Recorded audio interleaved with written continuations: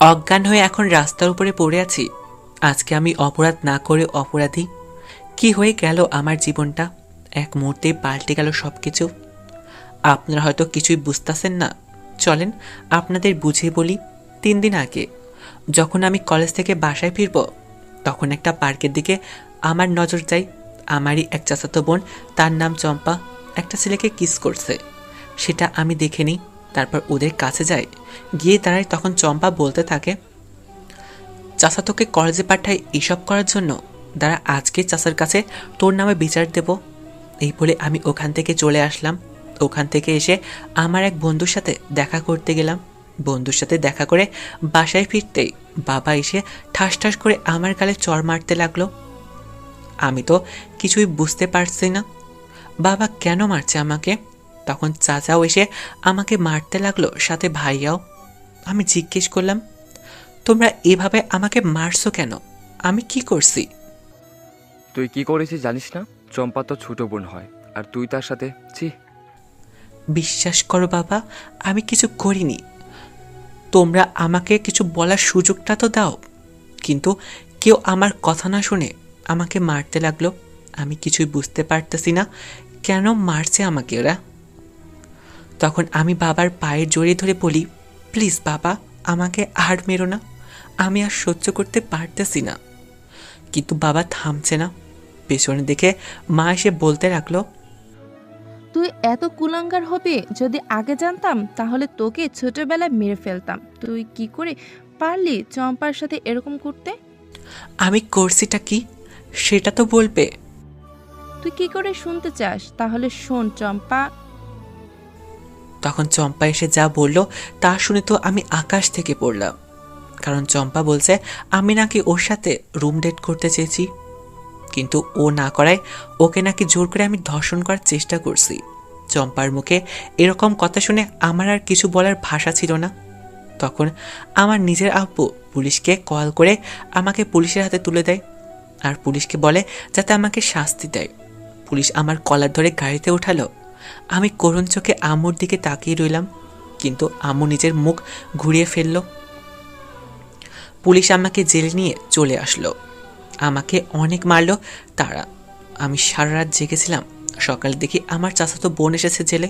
আমি করুণ চোখে তাকালাম তার দিকে, অনুরোধ করে তাকে বললাম, প্লিজ চম্পা, আমাকে এখান থেকে ছাড়িয়ে নিয়ে যা। ঈদের মার আমি আর সহ্য করতে পারছি না। আমার কথা শুনে চম্পা একটা শয়তানি হাসি দিয়ে পুলিশের কাছে গেল। পুলিশকে আরও কিছু টাকা দিয়ে বলল যাতে ওরা আমাকে আরও মারে, সাথে এটাও বলছে যাতে আমাকে মেরে রাস্তায় ফেলে দিয়ে আসে। ওর কথা শুনে আমার অজান্তে চোখের পানি চলে আসলো। ওকে সব সময় আমি আমার নিজের ছোট বোনের নজরে দেখতাম। কখনো ভাবিনি যে ও আমার সাথে এরকম করবে। চম্পা থানা থেকে চলে গেল। তখন পুলিশ এসে আমাকে আরও অনেক মারলো। ওদের মার সহ্য করতে না পেরে আমি অজ্ঞান হয়ে যাই। তখন ওরা আমাকে রাস্তায় ফেলে দিয়ে আসে। জানি না এখন বাঁচবো নাকি এখানেই মারা যাব।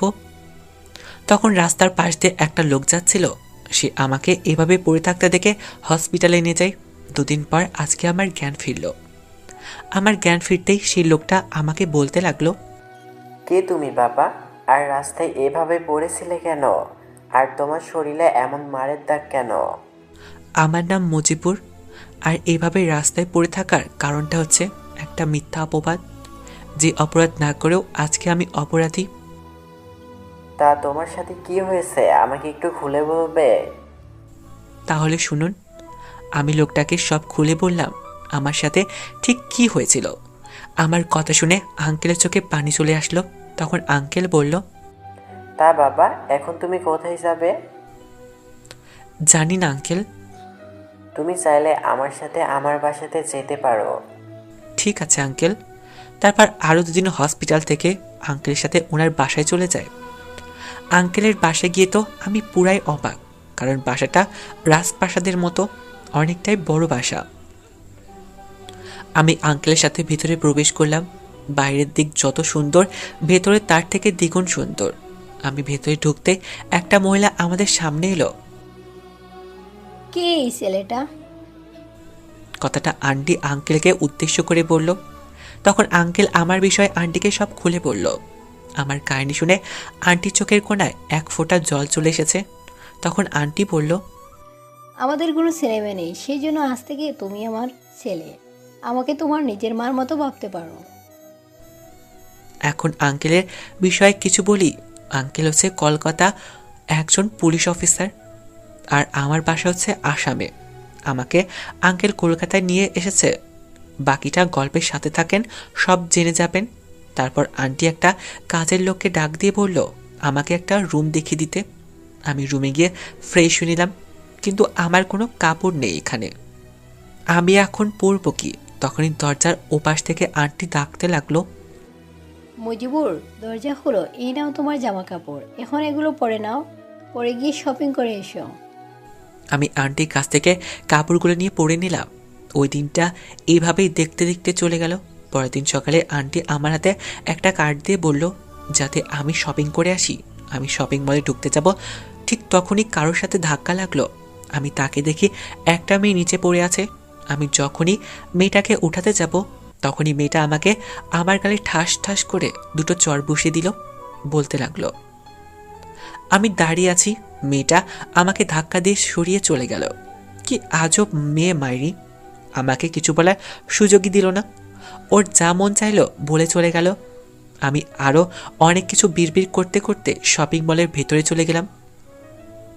ওখান থেকে কিছু জামা কাপড় কিনে একটা মোবাইলের দোকানে গেলাম। আসলে আমাকে বাড়ি থেকে বের করে দেওয়ার পর আমি সাথে করে মোবাইল নিয়ে আসিনি। ওখানে গিয়ে একটা মোবাইল কিনলাম, সাথে একটা সিমও। মোবাইল কিনা হয়ে গেলে বাসায় চলে আসলাম। রুমে বসে মোবাইলের সিমটা লাগিয়ে প্রথমেই মন্নির নাম্বারে কল দিলাম। ওর ফোন নাম্বারটা আমার মুখস্থ আছে। মন্নি হচ্ছে আমার গার্লফ্রেন্ড। ওকে কল দিলাম, 3-4 বার রিং হওয়ার পর কল রিসিভ করলো। হ্যালো, কে বলছেন? আমি মজিবুর, কেমন আছো তুমি? চরিত্রহীন ছোট লোক, তোর সাহস কী করে হলো আমার নাম্বারে কল দেওয়ার? আরে তোর যদি এতই শরীরে খিদে থাকতো তাহলে আমাকে বলতিস, আমি তোকে আমার সবটা দিয়ে দিতাম। তবুও তুই কেন এটা করলি? মন্নি, বিশ্বাস করো আমি এসব কিছুই করিনি। চম্পা মিথ্যা বলছে। বিশ্বাস করব এটাও তোকে? আরে তোকে তো আমি ভালোবাসতাম, যতটুকু তোকে আমি ভালোবাসতাম এখন তার চেয়েও বেশি তোকে ঘৃণা করি। তুই কখনো আমার এই নাম্বারে কল দিবি না। তোর মতো চরিত্রহীন ছেলের সাথে কথা বলতে আমার ঘৃণা লাগছে। মুন্নি প্লিজ, তুমি আমার কথাটা তো আমাকে কিছু বলার সুযোগ না দিয়ে মুন্নি কলটা কেটে দিল। আমি আরও 4-5 বার কল দিলাম, কিন্তু নাম্বারটা বিজি দেখাচ্ছে, হয়তো আমাকে ব্লক লিস্টে ফেলে দিয়েছে। তখন আমি বসে বসে ভাবতে লাগলাম, এই আমি কাকে ভালোবেসেছিলাম যে নাকি আমার উপর বিশ্বাসই করে না। এসব আরও অনেক কিছু ভাবতেছি। এমন সময় আন্টি ডাক দিল খাবার খাওয়ার জন্য। আমি বাথরুম থেকে ফ্রেশ হয়ে খেতে গেলাম। খাবার টেবিলে আন্টি, আমি, আঙ্কেল, বাড়ির 2-3 জন কাজের লোক সবাই একসাথে বসে খাবার খেলাম। আসলে আঙ্কেলের এক কথা, খেতে বসলে কাজের লোক ওরা সবাই একসাথে বসে খাবে, সেজন্য সবাই একসাথে বসেই খায়। খাওয়া দাওয়া শেষে আঙ্কেল আমাকে জিজ্ঞেস করলো, তা বাবা, তুমি কোন পর্যন্ত পড়াশোনা করেছো? অনার্স 2nd ইয়ার। তোমাকে এখন তো পড়ালেখা কন্টিনিউ করতে হবে। তোমার পরিবারকে তুমি দেখিয়ে দাও যে তুমি কিছু করতে পারো। তাহলে তো তোমার পুরনো সার্টিফিকেটগুলো লাগবে নতুন কলেজে ভর্তি হওয়ার জন্য। তাহলে ঠিক আছে আঙ্কেল, আমি কালকে গিয়ে কলেজ থেকে আমি আমার সার্টিফিকেটগুলো নিয়ে আসবো। তারপর আঙ্কেল আন্টির সাথে আরও কিছুক্ষণ কথা বলে রুমে গিয়ে শুয়ে পড়লাম। শুয়ে ভাবছি, মুনি একটিবারের জন্য আমাকে বিশ্বাস করলো না। ওর সাথে আমার 2 বছরের রিলেশন, তাও কোনোদিন ওর হাতটা ধরা ছাড়া অন্য কিছু করতে চাইনি। তাও কেন আজকেও আমাকে চরিত্রহীন ভাবতে পারলো? আরও নানান কিছু ভাবতে ভাবতে কখন যে ঘুমিয়ে পড়ছি নিজেও জানি না। সকালবেলা আন্টির ডাকে ঘুম থেকে উঠলাম। উঠে ফ্রেশ হয়ে আঙ্কেলের সাথে নাস্তা করলাম। নাস্তা শেষে আঙ্কেলকে বললাম আজকে আমি আমার গ্রামে যাব আমার সার্টিফিকেট আনতে। তারপর বেরিয়ে পড়লাম আমার গ্রামের উদ্দেশ্যে। ওখান থেকে সিধা আমার কলেজে গেলাম। প্রিন্সিপাল স্যারের রুমে গিয়ে আমার টিসি নিয়ে সব কাগজপত্র যা ছিল নিয়ে চলে আসলাম। আসার সময় কলেজ গেটে সামনে আমি চম্পাকে দেখতে পাই। একটা ছেলের সাথে বসে আছে। ছেলেটাকে আমি ঠিকমতো চিনতে পারছি না, কারণ ছেলেটার মুখে মাস্ক পরা। আমাকে দেখে আমার কাছে আসতে চাইলো, কিন্তু ও আসার আগে আমি একটা ট্যাক্সি নিয়ে চলে আসলাম। আঙ্কেলের বাসায় আসতে আসতে রাত হয়ে গেল। রাতে খাবার খেয়ে শুয়ে পড়লাম। সকালবেলা উঠে ফ্রেশ হয়ে কলেজে ভর্তি হওয়ার জন্য রওনা হলাম। তখন আঙ্কেল বলল, আমি প্রিন্সিপালকে কল করে বলে দিয়েছি, তুমি প্রিন্সিপালের কাছে গিয়ে আমার নামটা বইল হবে। আর এই নাও গাড়ির চাবি। ঠিক আছে আঙ্কেল, আর আমি গাড়ি নিয়ে যাব না, আমি ট্যাক্সি নিয়ে যাব। ওকে ঠিক আছে, দেখে শুনে যেও। তারপর আমি কলেজে চলে আসলাম। কলেজে ঢুকতে যাব এমন সময় কারোর সাথে ধাক্কা লেগে পড়ে গেলাম। আমি উঠে দেখি একটা ছেলে ফোনে কানে নিয়ে বাইরে যাচ্ছে। ও সরি ভাই, আমি দেখতে পারিনি। না ঠিক আছে, এত তাড়াহুড়া করে কোথায় যাচ্ছেন? আমার গার্লফ্রেন্ড গেটের বাইরে দাঁড়িয়ে আছে, ওর সাথে দেখা করতে যাচ্ছি। বাই দ্য ওয়ে, তুমি কে? তোমাকে তো এই কলেজে আগে দেখিনি। আমি মজিপুর, এই কলেজে নতুন ভর্তি হতে এসেছি। আপনি একটু বলবেন প্রিন্সিপালের রুমটা কোথায়? এখান থেকে সিধা গিয়ে বাই দিকে ঘুরলেই প্রিন্সিপালের রুম পেয়ে যাবে। আর এখন চলি, পরে কথা হবে নি। ধন্যবাদ ভাইয়া। এই বলে আমি প্রিন্সিপাল স্যারের রুমে চলে গেলাম। আসতে পারি স্যার? হ্যাঁ আসো। কি জন্য এসেছো? আমি এখানে ভর্তি হতে এসেছি। তা তোমার নাম কি? আমার নাম মজিবুর। অর্ণব আঙ্কেল আমাকে এখানে পাঠিয়েছে। ও, অর্ণব আমাকে কল করে বলেছিল তুমি আসবে। তা তোমার কাগজপত্রগুলো দাও। তারপর আমি স্যারকে কাগজপত্রগুলো দিলাম। স্যার আমাকে আমার ক্লাসরুমের কথা বলে দিল। আমি সোজা ক্লাসরুমে চলে আসলাম। এসে দেখি অলরেডি ক্লাস চলছে। ভেতরে আসতে পারি স্যার? হ্যাঁ আসছো, কিন্তু কে তুমি? তোমাকে তো আগে দেখিনি। আমি এই ক্লাসে নতুন ভর্তি হয়েছি স্যার। ও তাহলে ঠিক আছে, তুমি গিয়ে বসো। আমি ক্লাসের ছাত্রদের দিকে তাকাতেই অবাক একজনকে দেখে। মেয়েটাও আমাকে দেখে অবাক, আমার দিকে চোখ লাল করে তাকিয়ে আছে। আপনারা ঠিক ধরছেন, ওই শপিং মলের মেয়েটাই। আমি ওর দিকে আর না থেকে একটা ছেলের পাশে গিয়ে বসলাম। ছেলেটা আমার দিকে হাত বাড়ি দিয়ে বলল, হাই, আমি মিঠুন, আমরা কি বন্ধু হতে পারি? অবশ্যই, কেন নয়, আমি মুজিবুর। তারপর একে একে সবগুলো ক্লাস করলাম। ক্লাস থেকে বের হব এমন সময় ওই মেয়েটা আমাকে ডাক দিল। ওই ছেলে, এইদিকে আয়। জি বলেন, কি বলবেন? তোর নাম কি?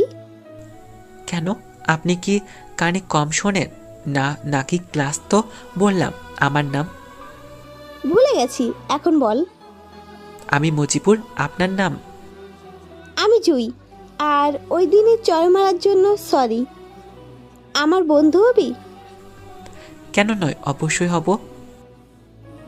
তাহলে আজকে থেকে আমাকে তুই করে বলবি। ওকে ঠিক আছে, তো এখন আমি চলি, আমার বাসায় যেতে হবে। এই বলে আমি ওখান থেকে চলে আসলাম। রাস্তা দিয়ে হাঁটছি, এমন সময় দেখি দুটো পুলিশ একটা রিক্সাওয়ালাকে ধমকাচ্ছে। আমি দৌড়ে ওদের কাছে গেলাম। স্যার কি করছেন, এভাবে ওনাকে ধমকাচ্ছেন কেন? তখনই পুলিশটা আমার কলার ধরে বলতে লাগলো, শালা তোকে বলতে হবে কেন ধমকাচ্ছি? অবশ্যই বলতে হবে, আপনি বিনা দোষে কাউকে এভাবে ধমকাতে পারেন না। তখন পুলিশটা আমার কলার ধরে অন্য একটা পুলিশকে বলল, ওই এই বেটাকে গাড়িতে তোল, থানায় নিয়ে 3rd ডিগ্রি দেবো। পুলিশের মুখের উপর কথা বলিস, চল থানায়। এই বলে পুলিশটা আমার কলার ধরে টানতে টানতে থানায় নিয়ে গেল। আমাকে লকআপের ভেতর ভরে দিল।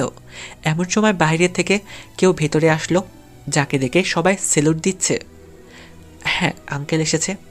আমাকে লকআপের ভেতর দেখে আঙ্কেল একটু চিল্লিয়ে বলল, এই ছেলেকে কে ভিতরে ঢুকিয়েছে? জলদি বের করো ওকে। আর ওকে কে ধরে এনেছো? আমার সামনে জলদি এসো। আঙ্কেলের ধমক শুনে যে পুলিশটা আমাকে ধরে এনেছিল ওই পুলিশটা সামনে এলো। আমি এনেছি স্যার। এই বেয়াদব ছেলেটা আমার মুখের উপরে কথা বলছিল আর আমার কাজে বাধা দিচ্ছিল। আমার জানা আছে আপনার কাজ কি, আর আপনি জানেন ওকে? না স্যার, এ কে ও? ও আমার ছেলে, জলদি বের করেন ওকে জেলের ভিতর থেকে। তখন পুলিশটা একটা কনস্টেবলকে বলল আমাকে বের করে আনতে। কনস্টেবলটা আমাকে বের করে নিয়ে আসে। তখন আঙ্কেল বললেন, চলো বাবা, বাসায় তোমার আন্টি অপেক্ষা করছে। আঙ্কেল, আপনি কি করে জানলেন যে আমি পুলিশ স্টেশনে আছি? এই থানায় একটা কনস্টেবল তোমাকে চেনে। সে তোমাকে থানায় দেখে আমাকে কল করে এখানে আসতে বলেছিল, সেজন্যই আমি আসলাম। তারপর আমি আর আঙ্কেল দুজনেই বাসায় চলে গেলাম। বাসায় গিয়ে দেখি আন্টি খাবার টেবিলে খাবার নিয়ে বসে আছে। যাও বাবা, তুমি গিয়ে ফ্রেশ হয়ে আসো, আমি খাবার বাড়ছি। আমি রুমে গিয়ে শাওয়ারের নিচে দাঁড়িয়ে আছি। আজকে কোনো নিজের উপরেই নিজের রাগ উঠছে। নিজে অপরাধ না করেও জেলের ভিতর থাকতে হলো, এটা ভাবতেই রাগটা যেন আরও বেড়ে যাচ্ছে। আমিও পুলিশ হব, হ্যাঁ আমিও পুলিশ হব, এসব আরও অনেক কিছু ভাবতে ভাবতে শাওয়ার নিয়ে নিলাম। তারপর নিচে গিয়ে রাতে ডিনার করলাম। তখন আমি আঙ্কেলকে উদ্দেশ্য করে বললাম, আঙ্কেল আমি পুলিশ হতে চাই। আমিও তো সেটাই চাই, তুমি যেন পুলিশ অফিসার হও। তা তুমি এখন থেকেই পুলিশের ট্রেনিং শুরু করবে নাকি নাকি লেখাপড়া শেষ করে তারপর শুরু করবে? আমি লেখাপড়াও করব, সাথে ট্রেনিংও আপনি ব্যবস্থা করেন আঙ্কেল। ঠিক আছে, আমি ব্যবস্থা করছি। আরও কিছুক্ষণ আঙ্কেল আন্টির সাথে আড্ডা দিয়ে নিজের রুমে গিয়ে শুয়ে পড়লাম। আর শুয়ে শুয়ে আমার পরিবারের কথা ভাবতে লাগলাম। নিজের আপন মানুষ হয়েও আমাকে বিশ্বাস করলো না। একটা মেয়ের কথায় আমাকে এভাবে মেরে বাড়ি থেকে বের করে দিল। একবারও আমার কথা শুনলো না। আরও অনেক কিছু ভাবতে ভাবতে কখন যে ঘুমিয়ে পড়লাম নিজেও জানি না। সকালে আন্টির ডাকে ঘুম থেকে উঠে ফ্রেশ হয়ে কলেজে পৌঁছে গেলাম। কলেজে গিয়ে দেখি জুই, মিঠুন তারা দুজন একসাথে বসে কি আলাপ করছে। আমি ওদের পিছনে গিয়ে দাঁড়িয়ে বললাম, ও ভালো তো, আমাকে রেখে আড্ডা দেওয়া হচ্ছে। আরে দোস্ত, তোর জন্যই তো অপেক্ষা করছিলাম, আর তখনই জুঁই আসলো। ওই তুই এত জলদি আসিস কেন? নাকি গার্লফ্রেন্ডের সাথে দেখা করতে আসিস কলেজে? আমি পিওর সিঙ্গেল ফোলা, আমি কারোর সাথে প্রেম করি না, বুঝলি? হয়েছে তোর ফালতু কথা, চল এখন ক্লাসে। কি রে জুই, তুই কি ক্লাসে যাবি না? মিঠুন, তুই ক্লাসে যা, আমার মজিবরের সাথে কিছু কথা আছে। তাহলে ঠিক আছে, আমি ক্লাসে যাচ্ছি, তোরা জলদি আয়। এই বলে মিঠুন ক্লাসে চলে গেল। আমি জুইকে জিজ্ঞেস করলাম, কি হয়েছে বলতো? দোষ, আমি না এই গাধাটাকে ভালোবাসি, কিন্তু এই গাধাটা বুঝতে পারে না। কিছু একটা আইডিয়া দে না ওকে প্রপোজ করার। তুই সত্যি বলছিস না কি মজা করছিস? আরে সত্যি বলছি, আমি এই গাধাটাকে অনেক আগে থেকেই ভালোবাসি। আজকে থেকে না, যেদিন প্রথম কলেজে এসেছিল সেদিন ওকে দেখে ক্রাশ খেয়েছিলাম, আর কখন যে ওর প্রেমে পড়ে গেছি নিজেও জানি না। ও মা গো, ট্রু লাভ। হয়েছে, ওকে আমি পরে বলবো নে, এখন ক্লাসে চল। তারপর দুজনে ক্লাসে চলে গেলাম। সবগুলো ক্লাস করে বাসায় চলে গেলাম। বাসায় যেতে আঙ্কেল বলল, কালকে থেকে আমার পুলিশ ট্রেনিং। পরের দিন আমি ট্রেনিং ক্যাম্পে গেলাম। ওখানে আমার মেডিকেল টেস্ট নিল, যাতে করে শরীরে কোনো সমস্যা থাকলে তারা বুঝতে পারে। আল্লাহর রহমতে আমার সব রিপোর্ট ভালোই ছিল। তারপর আমাকে ট্রেনিংয়ের জন্য পাঠিয়ে দেয়। আমি ট্রেনিংয়ে যাবার আগে আঙ্কেলকে কল দিলাম, আঙ্কেল আমি সিলেক্ট হয়ে গেছি। আমি জানতাম তুই সিলেক্ট হবি। আর শোন, ওখানে 3 মাস ট্রেনিং হবে, আর মাঝে মাঝে আমি তোকে দেখতে আসবো। ওকে আঙ্কেল, আমি এখন রাখি। তারপর আমি কল কেটে আমার ফোনটা হেড করে জমা দিয়ে চলে গেলাম ট্রেনিংয়ের জন্য। এইভাবে দেখতে দেখতে কয়েক মাসের ভেতর আমার ট্রেনিং শেষ হলো। আজকে আমি ট্রেনিং শেষ করে আঙ্কেলদের বাসায় যাচ্ছি। এই কয়েক মাস কলেজের কোনো বন্ধুর সাথে যোগাযোগ করিনি। ভাবছি এখন কলেজে গেলে কি করবে ওরা আমাকে। আরও অনেক কিছু ভাবতে ভাবতেই আঙ্কেলের বাসায় পৌঁছে গেলাম। বাসায় নক করতে আন্টি দরজা খুলে দিল। কেমন আছিস বাবা? ট্রেনিংয়ে গিয়ে তো আন্টিকে বলেই গিয়েছিলি। কি যে বলো না, তোমার মতো এত সুইট আন্টিকে কেউ কি ভুলতে পারে? তখন আন্টি আমার কান মোলা দিল।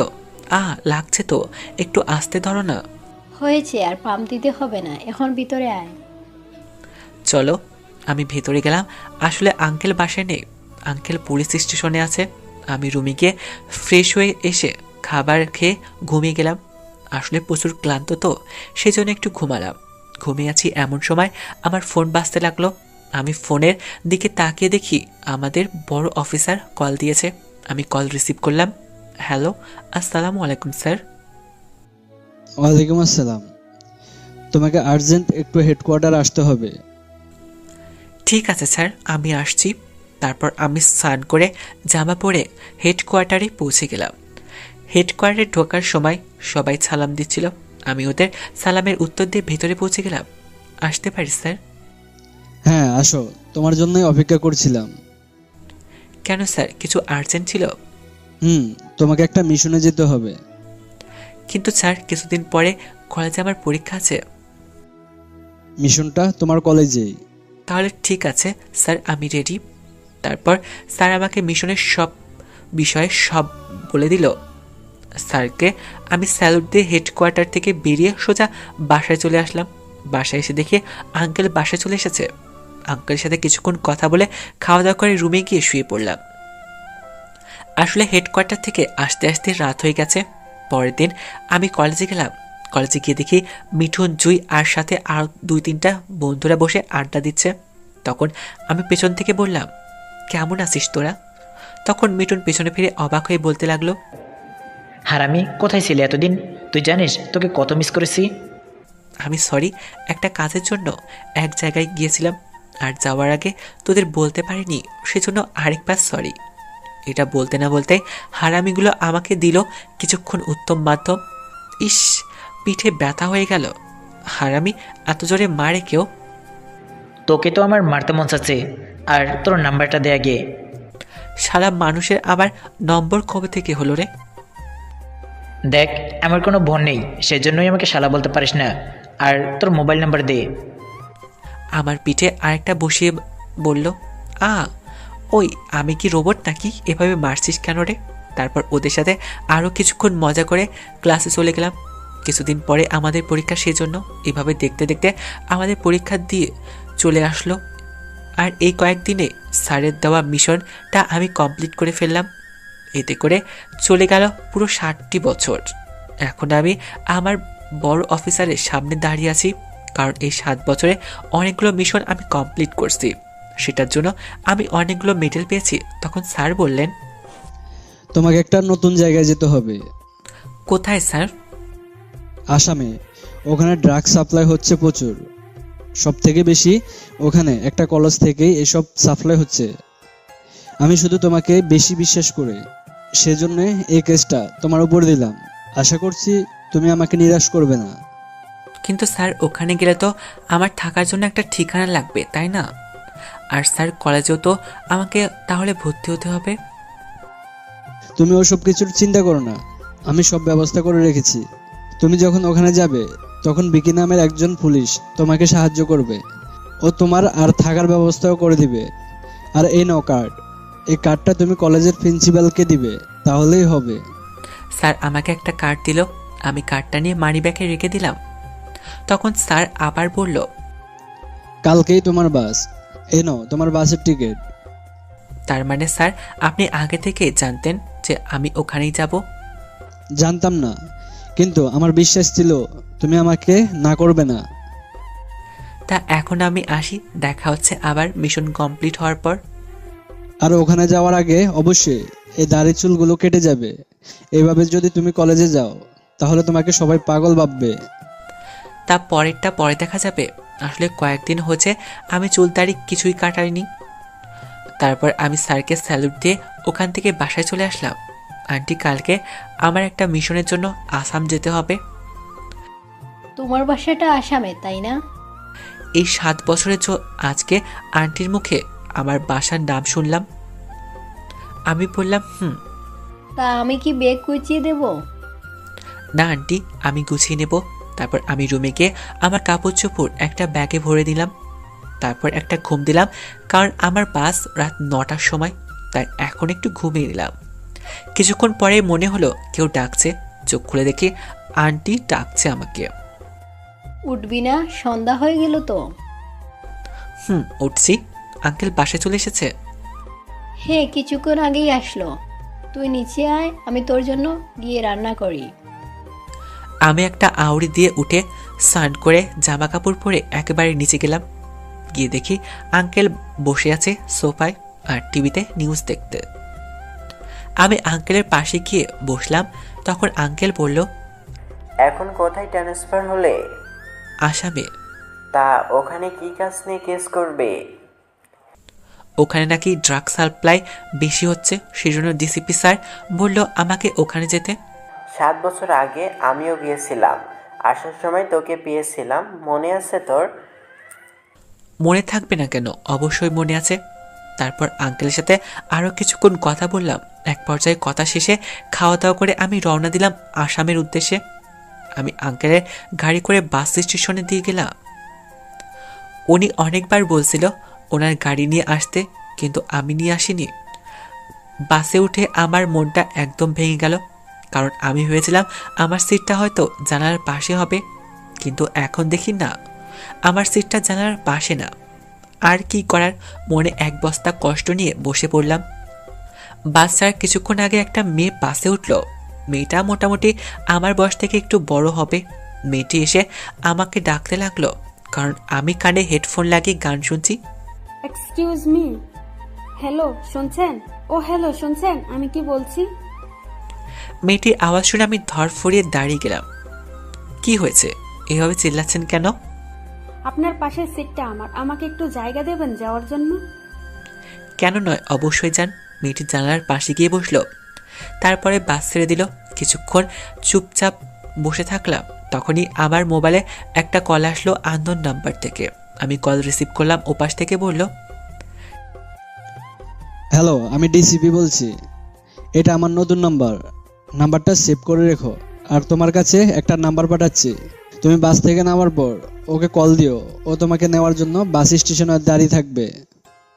ঠিক আছে স্যার, আপনি পাঠান। আর কিছুক্ষণ কথা বলে আমি কল কেটে দিলাম। তখন আমার পাশে বসা মেয়েটি বলল, এক্সকিউজ মি, আপনার ফোনটা একটু দেওয়া যাবে? কেন? একটু বাসায় কথা বলতাম। আমার মোবাইলে চার্জ নেই, সুইচ অফ হয়ে গেছে, একটু দেন না আপনার ফোনটা। নেন। আমি মেয়েটিকে ফোন দিয়ে দিলাম। তখন মেয়েটি একটা নম্বরে কল দিল। আমি শোনার চেষ্টা করছি মেয়েটি কি বলে। মেয়েটির কথা শুনে মনে হলো তার স্বামীর সাথে কথা বলছে। কথা শেষে মোবাইলটা আমার কাছে দিয়ে দিল। ধন্যবাদ আপনাকে। আর আপনার নামটা কি জানতে পারি? আমি বিক্রম। আগে পিছে কিছু নেই? আমি আমার পার্সোনাল কিছু কাউকে বলতে পছন্দ করি না। ওকে ঠিক আছে। তা আপনি কোথায় যাচ্ছেন? আসামে। আমি তো ওখানেই যাচ্ছি। তা আপনি কোন বাস স্টেশন নামবেন? আমি আপনার ছোট হব, তাই আমাকে আপনি না বলে তুমি বলতে পারেন। আর আমি গুয়াহাটি বাস স্টেশনে নামবো। আরে আমিও তো ওখানেই যে নামবো। হে আল্লাহ, এই মেয়েটা এত কথা কিভাবে বলে, চুপ হওয়ার নামই নাই। এভাবে ওনার সাথে কথা বলতে বলতে বাস একটা হোটেলের সামনে দাঁড় করালো। আর কন্ট্রাক্টর বলল রাতে যদি কারোর কিছু খেতে মন চায় এখান থেকে খেয়ে নিতে, কারণ এরপর আর বাস কোথাও দাঁড়াবে না। আমি বাস থেকে নেমে একটা দোকানে গিয়ে সিগারেট খেতে লাগলাম। এমন সময় হোটেলের ভেতরে দেখি ওই মেয়েটির সাথে 3-4 জন ছেলে বাজে ব্যবহার করছে। আমি ওদের কাছে গিয়ে, কি সমস্যা ভাই আপনাদের, ওনাকে এভাবে ডিস্টার্ব করছেন কেন? তুই কে রে শালা, এখানে হিরোগিরি দেখাতে আসছিস? ভাগ এখান থেকে। ভদ্রভাবে কথা বলেন ভাই। তুই কে রে শালা যে তোর সাথে ভদ্রভাবে কথা বলতে হবে? এটা বলে ছেলেটা আমাকে যখন একটা ঘুষি দিতে যাবে, ওর ডান হাতটা আমার বাম হাতে দিয়ে আটকে ফেললাম। দেখেন ভাই, আমি ভালোভাবে বলছি, এখানে আপনাদের সাথে ঝগড়া করতে চায় না, তাই এসব বাদ দিন। তখনই পিছন থেকে একটা ছেলে এসে আমার পিঠে লাথি মারে। আমি কি একটা চেয়ারের সাথে উপরে পড়ি। আমার হাতটা একটু কেটে যায়।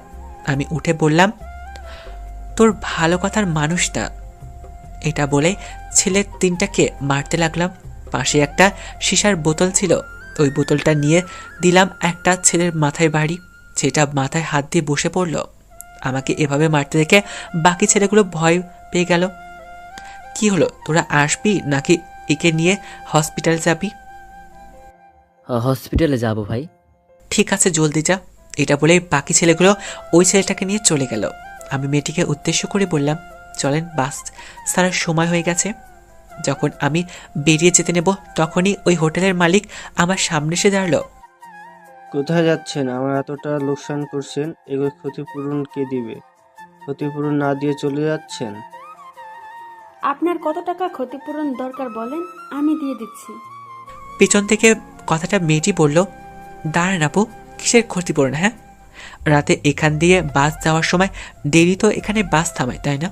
হ্যাঁ, থামাই তো কি হয়েছে?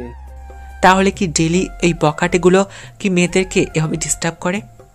হ্যাঁ। আপনি পুলিশকে জানিয়েছেন এটার বিষয়ে? না। কেন? কারণ এরা বখাটের ছেলে। আমি যদি পুলিশকে কমপ্লেন করি তাহলে এরা আমার এই হোটেলটা ভেঙে দেওয়ার হুমকি দিয়ে রেখেছে। সেই জন্য আমি পুলিশকে কিছু বলতে পারিনি। আমি আরও কিছু জিজ্ঞেস করতে যাব, এমন সময় বাস কন্ট্রাক্টর দাঁড় দিয়ে বলল যে বাস ছেড়ে দেওয়ার সময় হয়ে গেছে। তাই আমি শুধু আমার পকেট থেকে একটা কার্ড বের করে ওই লোকটার হাতে দিয়ে বললাম, এই নম্বরে কল করেন, আপনার যা লোকসান হয়েছে সব টাকা পেয়ে যাবেন। আর এখানে আমি পুলিশ রাখার ব্যবস্থা করে দিচ্ছি। কাল থেকে এখানে একটা পুলিশ থাকবে। এখন চলি। আপু, এভাবে দাঁড়িয়ে থাকবেন না কি যাবেন? বাস ছাড়ার সময় হয়ে গেছে, জলদি চলেন। তারপরও আমরা দুজনে বাসে গিয়ে বসলাম। বসতে না বসতে আবার শুরু হয়ে গেল মেয়েটার বকবকানি। দেখছেন, আমি শুধু মেয়ে মেয়ে করতে যাচ্ছি। ওনার নামটাই তো বলতে ভুলে গেছি। ওনার নাম চুলেমা। উনি বলেছিল আমি আপনাদের বলতে ভুলে গেছি। চুলেমা আবার বলল, ধন্যবাদ। কেন? আমাকে ওই বকাটা ছেলেগুলোর হাত থেকে বাঁচানোর জন্য। না, ঠিক আছে, ধন্যবাদ বলতে হবে না, এটা আমার দায়িত্ব। তা আপনি বললেন না তো আপনি ওখানে কেন যাচ্ছেন, আর আপনি কি করেন? আপনাকে বলেছিলাম তো আমি আপনার ছোট হব, তাই তুমি করে বলতে। তাহলে আমি তোমাকে ভাইয়া বলি? ঠিক আছে, বলতে পারেন। তুমিও আমাকে তুমি করে বলতে পারো। যেহেতু আপু বলেছো সেহেতু তুমি করে বলাটাই ভালো শোনাবে। ঠিক আছে আপু, তা তোমার স্বামী কি করে? আমি সঠিক জানি না, ওর কাজের বিষয়ে কখনো আমাকে বলে না। ও, এভাবে কথা বলতে বলতে কখন যেন আমি ঘুমিয়ে পড়ছি সেটা নিজেও জানি না। ঘুম ভাঙলো আমার কন্ট্রাক্টরের ডাকে। ওই মামা পৌঁছে গেছি, তো নামবেন না নাকি? আমি আশেপাশে তাকিয়ে দেখলাম কেউ নেই, শুধু আমি শুয়ে আছি। আমার পাশে তাকাতে দেখি ওই মেয়েটাও নেই। ধন্যবাদ ভাই আমাকে জাগিয়ে দেওয়ার জন্য, আমি কন্ট্রাক্টরকে উদ্দেশ্য করে বললাম। না মামা, এটা আমাদের কর্তব্য, আমি শুধু আমাদের কর্তব্যটা পালন করলাম। ঠিক আছে মামা, এক্ষুনি চলে, বেঁচে থাকলে হয়তো আবার দেখা হবে। এটা বলে আমি বাস থেকে নেমে গিয়ে একটা দোকানে ফ্রেশ হয়ে একটা সিগারেট জ্বালালাম। তখন দেখে আমার মোবাইলে কল আসলো। মোবাইল বের করে দেখি একটা আননোন নাম্বার। আমি কল রিসিভ করলাম। হ্যালো স্যার, আপনি কোথায়? কে তুমি? স্যার, আমি বিকি। ডিআইজি স্যার আমাকে পাঠিয়েছে আপনাকে নিয়ে যাওয়ার জন্য। আপনি এখন কোথায়? তখন আমি ওই দোকানদারকে চাচাকে জিজ্ঞেস করলাম এই জায়গার নাম কি। চাচা আমাকে নাম বলল আর আমি নামটা বিকিকে বলে দিলাম। কিছুক্ষণ পরে বিকি চলে আসলো আমার কাছে। Good morning sir. Good morning. চলেন স্যার, যাওয়া যাক। তা আমরা এখন কোথায় যাব? আপনার জন্য আমি একটা বাসা ভাড়া নিয়েছি, এখন আমরা ওখানে যাব। তুমি কি গাড়ি নিয়ে এসছো? বাইক নিয়ে এসেছি স্যার। তাহলে চলো যাওয়া যাক। ও বাইক চালাচ্ছে আর আমি বাইকের পেছনে বসে আছি। এমনভাবে বাইক চালাচ্ছে যে একটা সাইকেলও মনে হয় তার থেকে আগে চলে যাবে। ওই মিয়া, এটা কি তুমি বাইক চালাচ্ছ নাকি সাইকেল? কেন স্যার, কি হয়েছে? বাইক থামাও বলছি, আর বাইক থেকে নামো। কেন? তুমি যেভাবে বাইক চালাচ্ছ মনে হয়তো আমরা জায়গায় পৌঁছাতে 2 দিন লেগে যাবে। স্যার, আমি আমার আম্মুকে কথা দিয়েছি আমি আস্তে বাইক চালাবো। কেন? একদিন বাইকের অ্যাক্সিডেন্ট করেছিলাম, তারপর পুরো 2 মাস আমাকে বাইক ধরতে দেয়নি। পুরো 2 মাস পর বাইকের চাবি দিয়ে বলেছিল যাতে আমি বাইক আস্তে চালাই। সেই জন্য স্যার আমি বাইক আস্তে চালাচ্ছি। ওকে, ঠিক আছে, তোমার চালাতে হবে না, আমি চালাচ্ছি। তারপর আমি বিকিকে বাইক থেকে নামিয়ে পিছনে বসতে বললাম। ও আমার কথা মতো ব্যাগ নিয়ে পিছিয়ে বসলো। আমি বাইক ছাড়া ওকে জিজ্ঞেস করে নিচ্ছি কোন রাস্তা দিয়ে যাব। ও আমাকে রাস্তা দেখিয়ে দিচ্ছে আর আমি রাস্তা দিয়ে যাচ্ছি। ও একটা দোকানের সামনে বাইক থামাতে বলল। ওর কথা মতো আমি বাইক থামালাম। কি হয়েছে, এখানে বাইক থামাতে বললে কেন? স্যার চলেন, এই চাচার দোকানে চা অনেক ভালো হয়, 1 কাপ চা খেয়ে দেখেন, তাহলে ডেলি খেতে চাইবেন। ওকে চলো। আমি জায়গাটায় নেমে দেখতে লাগলাম অনেক পরিচিত জায়গাটা। এটা আমার আমি এখানে এসেছি অনেকবার। আমার বন্ধুদের সাথে আমরা এখানে আড্ডা দিতাম। বাড়ি ছাড়ার পর আমি আমার বন্ধুদের কথা তো ভুলেই গেছিলাম। আমার দুটো বন্ধু ছিল, একটা হলো মিজান আর একটা হলো প্রান্ত। আজকে ওরা দুজনের কথা খুব মনে পড়ছে।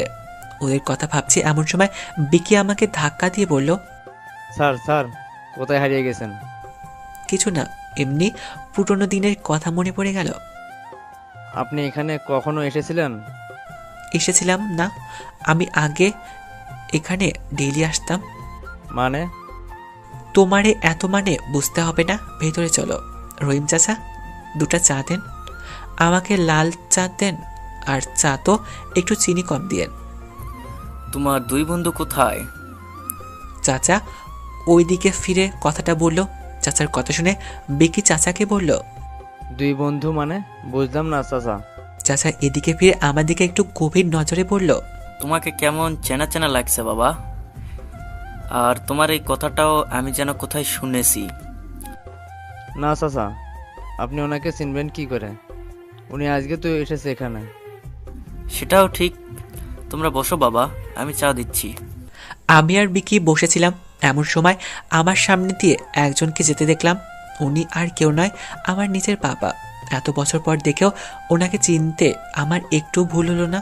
তারপর আমরা দুজন চা খেয়ে আবার রওনা দিলাম আমার জন্য যেখানে রুম নিয়েছে সেই জায়গার উদ্দেশ্যে। এখানকার সব জায়গা আমার চেনা, কিন্তু এখানকার রাস্তাগুলো পুরাই বদলে গেছে। আগে সব রাস্তা মাটি ছিল, আর এখানে ওখানে গর্ত ছিল, কিন্তু এখন পুরাই উল্টো। এখানে পুরোই ফালাইন বানিয়ে দিয়েছে। বিকির দেখানো অনুযায়ী আমি একটা বাড়ির সামনে এসে গাড়ি থামালাম। আর বাড়িটা দেখে তো আমি অবাক। কারণটা হচ্ছে এটা আর কারণ নাই, আমার নিজেরই বাড়ি, কিন্তু বাড়িটা পুরো পাল্টে গেছে। আগে শুধু একটা ঘর ছিল যেখানে 3টা রুম ছিল, এখন 3তলা বিল্ডিং হয়ে গেছে। অনেক উন্নত হয়ে গেছে দেখে আমাদের বাড়িটা। বিকি গিয়ে কলিং বেল বাজালো, তখন একটা মহিলা এসে দরজা খুলে দিল। মহিলাটাকে দেখে আমি শক্ত হয়ে এক জায়গায় দাঁড়িয়ে রইলাম, কারণ মহিলাটা আর কেউ নয় আমার আম্মু। কি অবস্থা হয়েছে আমার আম্মুর! কত উজ্জ্বল চেহারা ছিল, আর এখন পুরো চেহারায় হতাশার ছাপ, আর একটু রোগা পাতলা হয়ে গেছে। আরে বিকি যে, আসো ভিতরে আসো বাবা। আর তোমার সাথে এই ছেলেটাকে? আমাকে হয়তো আম্মু চিনতে পারেনি। তখনই বিকি বলল, আন্টি, আমি আপনাকে বলেছিলাম না একটা ছেলে আপনাদের বাড়িতে ভাড়াটিয়া হয়ে থাকতে চাই। ও হচ্ছে সেই ছেলেটা। ঠিক আছে বাবা, তোমরা ভিতরে আসো, তোমরা সোফায় বসো, আমি তোমাদের জন্য কিছু নাস্তা নিয়ে আসছি। না আন্টি থাক, আমরা সকালে নাস্তা করে এসেছি। কেমন লাগে ভাই বলেন তো, নিজের মাকে যখন আন্টি বলতে হয়। আমি বললাম, আমাকে রুমের চাবিটা দেন, আমি একটু ফ্রেশ হব। তোমরা বসো, আমি ভিতর থেকে চাবি নিয়ে আসছি। আমি চারদিক তাকে দেখতে লাগলাম।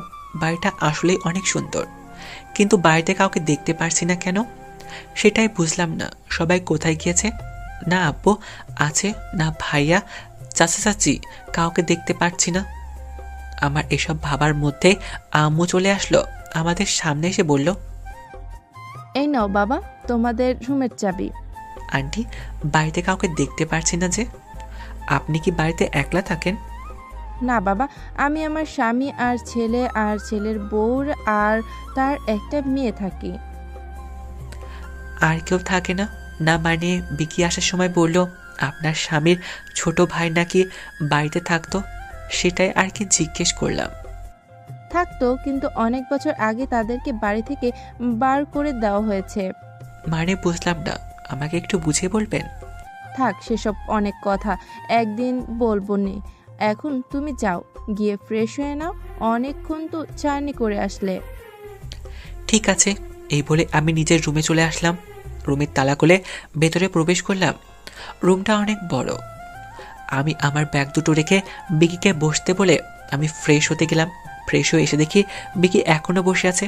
আমি বেরোতে না বেরোতে বিকি আমাকে প্রশ্ন করলো, স্যার আপনি কি আন্টিকে চেনেন? তোমার এরকম কেন মনে হলো? কারণ আপনি আন্টির কাছে চাচা চাচির কথা জিজ্ঞেস করেছেন, কিন্তু আমি তো আপনাকে চাচা চাচির কথা বলিনি। তাহলে কিভাবে জানলেন আপনি ওনাদের কথা? তুমি জানো আমি কে? মানে? তুমি যাকে আন্টি আন্টি বলছো উনি আর কেউ নয়, আমার নিজের আম্মু। তার মানে আপনি আন্টির ছোট ছেলে, যাকে নাকি মিথ্যা অপবাদের দায়ে বাড়ি থেকে বের করে দিয়েছিল? হ্যাঁ, আমি সেই ছেলে। তাহলে আপনি আন্টিকে নিজের পরিচয় দিলেন না কেন? আরে আর কত প্রশ্ন করবে? হ্যাঁ, তোমাকে ওসব আমি পরে বলবো, আর তুমি কাউকে আমার পরিচয় দেবে না। ঠিক আছে স্যার। আরে কি স্যার স্যার বলছো? তুমি আমাকে নিজের বন্ধু ভাবতে পারো। Okay sir. আবার সরি, আর বলবো না। ওকে। তারপর আমি বিকিকে নিয়ে একটু বাইরে বের হলাম। উদ্দেশ্য হলো মিজামের বাসায় যাওয়া। ওর বাসাটা চিনতে আমার একটুও ভুল হলো না। বাসাতে কলিং বেল বাজাতে একটি মেয়ে এসে দরজা খুলে দিল। আপনার স্বামী কোথায়? ওনাকে ডাকুন, ওনার থানায় ধরে নিয়ে যেতে এসেছি। আগে আপনার স্বামীকে ডাকুন, তারপর বলছি। মেয়েটা গিয়ে মিজানকে ডেকে নিয়ে আসলো। কি হয়েছে আর কে আপনারা? তখন আমি আমার পকেট থেকে একটা কার্ড বের করে ওদের সামনে ধরলাম। সিবিআই অফিসার, আপনাকে অ্যারেস্ট করে নিয়ে যেতে এসেছি, চলেন আমার সাথে। মিজান তো ভয়ে কাঁপতে শুরু করলো। ও আগে থেকে কিছুটা ভীতু টাইপ। কিন্তু আমার অপরাধটা কি সেটা বলেন। কাঁপা কাঁপা কণ্ঠে বলল মিজান। সেটা থানায় গেলেই বুঝতে পারবেন, চলেন। আমি মিজানকে আমাদের মাঝখানে বসে কিছু দূর নিয়ে এসে ওকে বাইক থেকে নামতে বললাম। ও বাইক থেকে নেমে গেল। এখন আপনার আরেক বন্ধু প্রান্তকে কল করে এখানে আসতে বলেন। কে কে কেন স্যার? যেটা বলছি সেটা করেন, নাকি আমি? না না, আমি কল দিচ্ছি। কল দেওয়ার কিছুক্ষণ পরে প্রান্ত এখানে চলে আসলো। যেখানে আমরা দাঁড়িয়েছিলাম মনে হয় কল পেয়ে জলদি চলে এসেছে, সেজন্য ওর পায়ের স্যান্ডেল বা জুতো কিছুই নেই। আমি ওরা দুজনের ভীত চেহারা দেখে একটু হাসলাম। চলেন এখন। বিকি, তুমি ওর বাইকে বসো। বিকি আর প্রান্ত এক বাইকে, আর আমি আর মিজান এক বাইকে। ওরা দুজনকে নিয়ে আমি আমাদের পুরনো স্কুলে চলে আসলাম। স্কুলটা পুরো পাল্টে গেছে, কিন্তু আমরা দুজন যেখানে বসে আড্ডা দিতাম ওই জায়গাটা একটা আম গাছ ছিল। এখনো দেখি ওই গাছটা আছে, তাই ওরা দুজনকে নিয়ে ওই গাছের নিচে গিয়ে বসলাম। এখন বলেন আপনাদের আরেকটা বন্ধু কোথায়? স্যার, আপনি আমাদের এখানে কেন নিয়ে আসলেন? আর আপনি আমাদের বন্ধুর কথা জিজ্ঞেস করছেন কেন? আপনি কি চিনেন ওকে? চিনি, পরিচয় সেটা পরের ব্যাপার, আগে বলেন উনি কোথায়? আমরা কেউ জানি না স্যার। আজ থেকে 7 বছর আগে ওর চাচাতো বোনের একটা মিথ্যে অপবাদের জন্য ওকে বাড়ি থেকে বের করে দেয় আঙ্কেল আন্টি। এখন আমরা জানি না ও কোথায় আছে, কেমন আছে। তো আপনারা সবাই বলছেন মিথ্যা অপবাদ, এটার মানে বুঝলাম না। তখন প্রান্ত যা বলল তা শুনে তো আমি অবাক হয়ে ওর দিকে তাকিয়ে রইলাম। কারণ ও বলছে আজ থেকে 6 বছর আগে নাকি চম্পা তার মিথ্যা অপবাদের কথা সবাইকে বলে দেয়, আর এই 6 বছর ধরে নাকি আমার পরিবারের সবাই আমাকে খুঁজছে। তখন আমি ওদেরকে বললাম, এখন যদি তুই তোর বন্ধুকে দেখিস তাহলে কি চিনতে পারবি? মানে? আমাকে চিনতে পারসনি তোরা? মজিবর তুই? এটা বলে ওরা দুজন আমাকে জড়িয়ে ধরলো। কিছুক্ষণ জড়িয়ে ধরে ছেড়ে দিয়ে দুজন আমাকে লাথি ঘুষি যা খুশি তাই মারতে লাগলো। ওই তোরা কি করছিস? ছাড় বলছি। হারামি, তুই আমাদের না বলে কোথায় চলে গিয়েছিলি? আর এতদিন আমাদের কথা মনে পড়েনি? পেরেছে, কিন্তু কি করার বল। তোরাও যদি আমাকে বিশ্বাস না করিস সেজন্য আর তোদেরকে বলিনি। ওসব বাদ দে, এখন বল কেমন আছিস, আর এতদিন কোথায় ছিলি, আর এই পুলিশের কাঠ কোথায় পেলি? আরে ভাই একটু দম নে, না হলে তো দম বেরিয়ে যাবে। ঠিক আছে, একে একে সব বল। তারপর আমি সব বললাম ওদেরকে। আরও অনেকক্ষণ তাদের সাথে আড্ডা দিয়ে একটা হোটেলে গিয়ে খাবার খেয়ে নিলাম। এইভাবে দেখতে দেখতে 3 দিন কেটে গেল। দুপুরে শুয়ে আছি এমন সময় বিকি কল দিল। স্যার, একটু বাইরে আসবেন? কেন, কি হয়েছে? আমাদের একটা জায়গায় যেতে হবে। ঠিক আছে, তুমি দাঁড়াও, আমি আসছি। তার কিছুক্ষণ পর আমি নিচে নেমে আসলাম। নিচে আসতে দেখি আম্মু টেবিলে খাবার সাজাচ্ছে। আমাকে দেখে আম্মু বলল, কোথাও যাচ্ছ কি বাবা? হ্যাঁ, একটু কাজে বাইরে যাচ্ছি। ঠিক আছে, দেখে শুনে যেও। আমি আর কিছু না বলে চলে আসলাম। আসলে আমি চাই না তাদের সাথে কোনো কথা বলতে। আর এটাও বলে নেই, ভাইয়া ভাবিও আব্বু তারা কেউ বাসায় নেই। ভাইয়া আর ভাবি তাদের বাসায় গিয়েছে, আর আব্বু অফিসের কাজে দেশের বাইরে গিয়েছিল, আজকে ফিরছে। আপনাদের সাথে কথা বলতে বলতে বাইরে চলে আসলাম। হ্যাঁ বল, এখন আমরা কোথায় যাচ্ছি? আমরা একটু লোচনাপুরি যাব এখন। কেন? ওখানে নাকি আজকে ড্রাগসের বেচা কেনা হবে ওখানে। কিন্তু তুমি জানলে কি করে? আমাদের একটা ছদ্মবেশী পুলিশ খবরটা দিল, সেজন্য জলদি যেতে হবে, চলেন। আমরা দুজনে বাসে বসে আছি। কিছু দূর গিয়ে বাস থামলো। এমন সময় একটা লোক চিৎকার করে বলল তার মানি পার্স হারিয়ে গেছে। এই বিষয় নিয়ে সবাই বাসে হল্লা শুরু করে দিল। আমি দাঁড়িয়ে বললাম, শান্ত হন সবাই, কেউ চিনবে না। এখানে আমরা দুজন পুলিশ আছি, আপনারা এক এক করে বাস থেকে নামে। আমরা দুজনে চেক করতে সবাইকে। তারপর সবাই এক এক করে বাস থেকে নামতে লাগলো, আর আমি আর বিকি সবাইকে চেক করতে লাগলাম। আরেকজনকে চেক করতে যাব এমন সময় ও আমাকে ধাক্কা দিয়ে চলে যায়। ওই দাঁড়া! এমন সময় বিকি আমাকে ডাক দিয়ে বলল, স্যার মানি পার্স পাওয়া গেছে। মানি পার্স যদি ও নেয়নি তাহলে পালালো কেন? বিকি তুমি এখানটা দেখো, আমি দেখছি ওই ছেলেটা পালালো কেন। ওই ছেলে, দাঁড়া, পালাচ্ছিস কেন? দাঁড়া বলছি।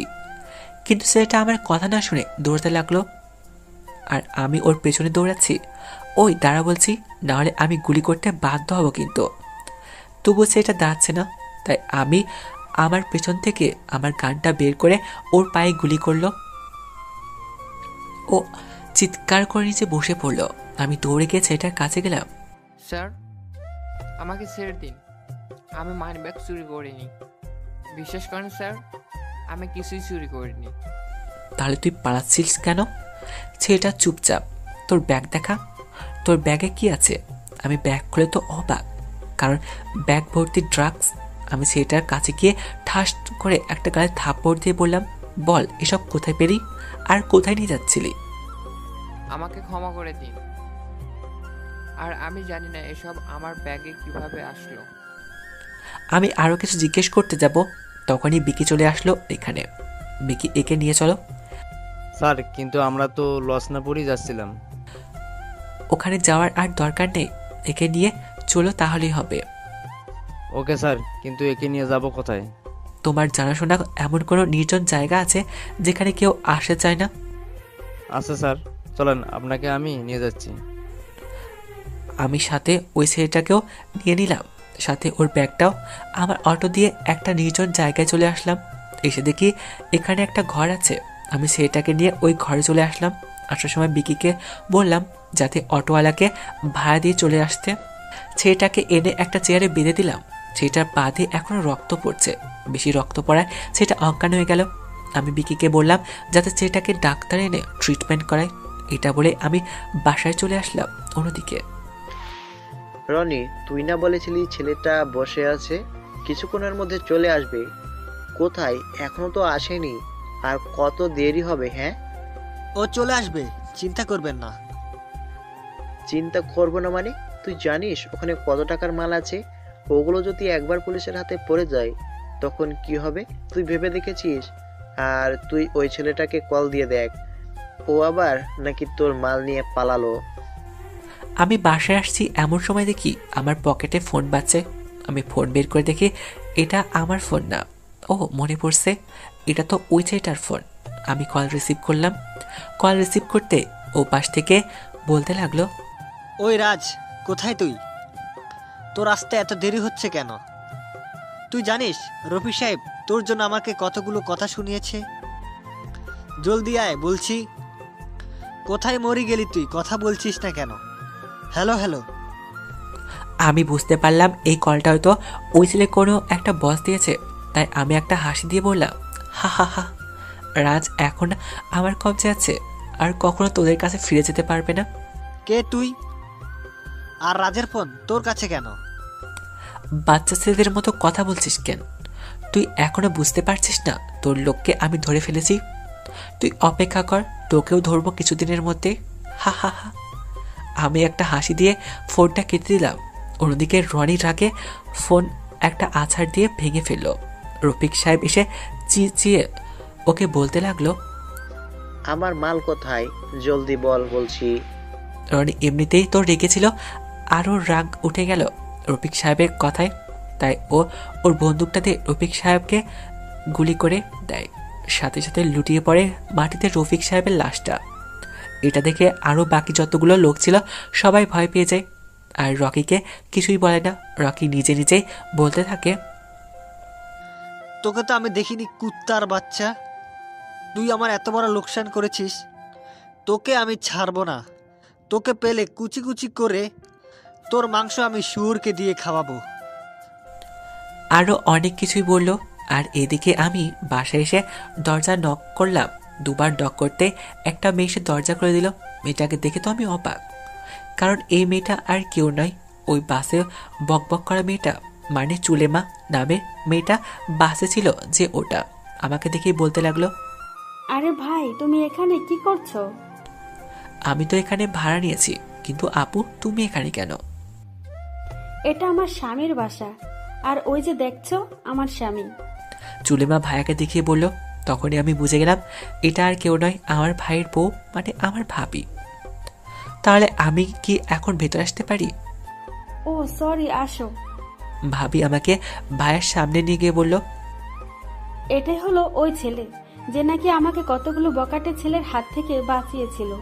তখন ভাইয়া এসে আমাকে ধন্যবাদ জানালো। ভাইয়া আমাকে চিনতে পারেনি।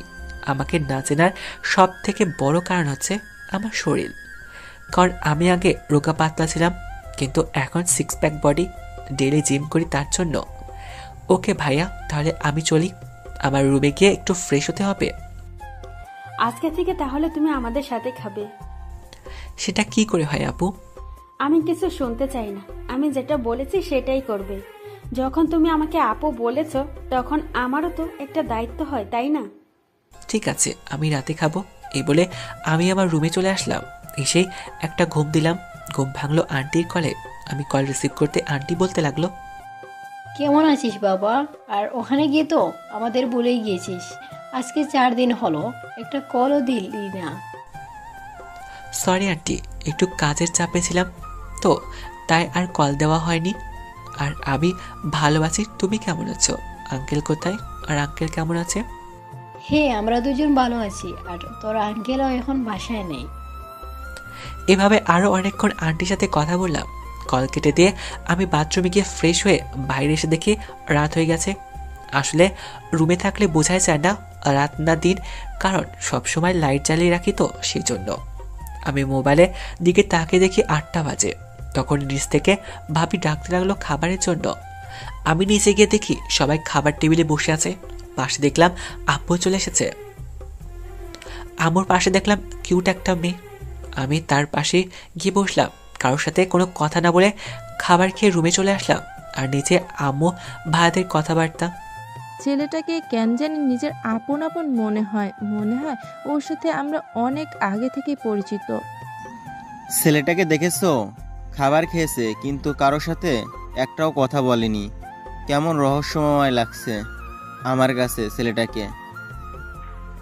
খাবার খাওয়ার সময় এত কথা বলতে নেই, জলদি খাও সবাই। এদিকে আমি রুমে এসে জলদি ঘুমিয়ে পড়লাম, কারণ কালকে আমার কলেজে যেতে হবে।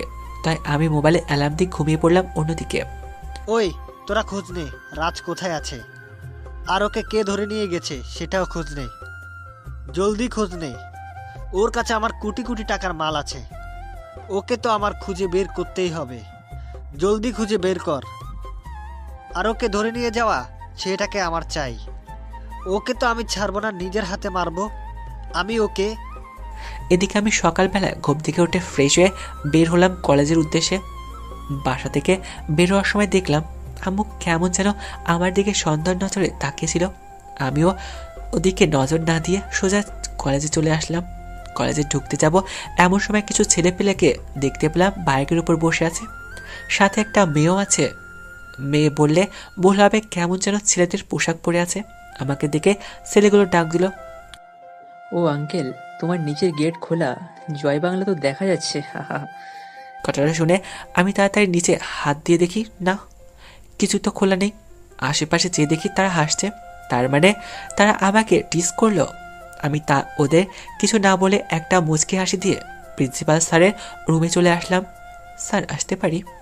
হ্যাঁ, আসো। Good morning sir. হ্যাঁ, বলো, আমি তোমাকে কিভাবে সাহায্য করতে পারি? আমি ইন্সপেক্টর মুজিবুর রহমান, ডিআই। জি স্যার, অবশ্যই আপনার সাথে কথা বলেছে। অবশ্যই। আগে কেন বলনি তুমি ইন্সপেক্টর মুজিবুর রহমান? তখনই প্রিন্সিপাল স্যার উঠে আমাকে স্যালুট দিল। তখনই আমি প্রিন্সিপাল স্যারকে বললাম, দেখুন স্যার, আমি আপনার কলেজের স্টুডেন্ট হয়ে এসেছি, তাই এখানে কোনো স্যালুট চলবে না। তখনও প্রিন্সিপাল স্যার স্যালুটে দাঁড়িয়ে আছে। স্যার, নাও স্যালুট। ও, কি বলেন তো স্যার, আমিও পুলিশ হতে চেয়েছিলাম, কিন্তু এসব র্যাঙ্কস আমার মনে থাকে না, তাই আর কি আর করার, পুলিশ হওয়া হলো না। আর স্যার, আমি আপনার কথা বলি। স্যার, আমি যখন আপনার স্টুডেন্ট, তাই কথায় কথায় স্যার বলবেন না। হ্যাঁ বলেন, কি বলতে চেয়েছিলেন? এই চুলদাড়ি এসব বড় করে রেখেছেন কেন? আপনাকে তো দেখে আমার চেয়েও বড় দেখা যায়। আমার সময় হলে কেটে নিব স্যার। এখন আমাকে বলেন কোন ক্লাস থেকে এসব বেশি সাপ্লাই হয়, আমাকে ওই ক্লাসে ভর্তি করিয়ে দেন। ওকে, চলেন, আমি আপনাকে নিয়ে যাচ্ছি। আর কথায় কথায় আপনি বলবেন না, আমি আপনার স্টুডেন্ট, তাই তুমি করে বলবেন। আর আমার পুলিশ হওয়ার কথাটা কিন্তু সিক্রেট, কেউ জানতে না পারে। ওকে, তাহলে চলো আমার সাথে। তারপর আমি প্রিন্সিপাল স্যারের সাথে হাঁটতে হাঁটতে একটা ক্লাসরুমের সামনে এলাম। এসে দেখি ক্লাস করছেন একটা স্যার। স্যার, এখান থেকে পারমিশন নিলাম। আমাকে সাথে প্রিন্সিপাল স্যারের ভেতরে ঢুকলো। ওনাকে দেখে সব ছাত্রছাত্রীরা দাঁড়িয়ে গেল। স্যার ওদেরকে বসতে বলে বলতে লাগলেন, এ হলো মুজিবুর রহমান, আজ থেকে তোমাদের সাথে পড়াশোনা করবে। স্যারের মুখে এরকম কথা শুনে সকল ছাত্রছাত্রীরা হা করে তাকিয়ে রইল আমার দিকে।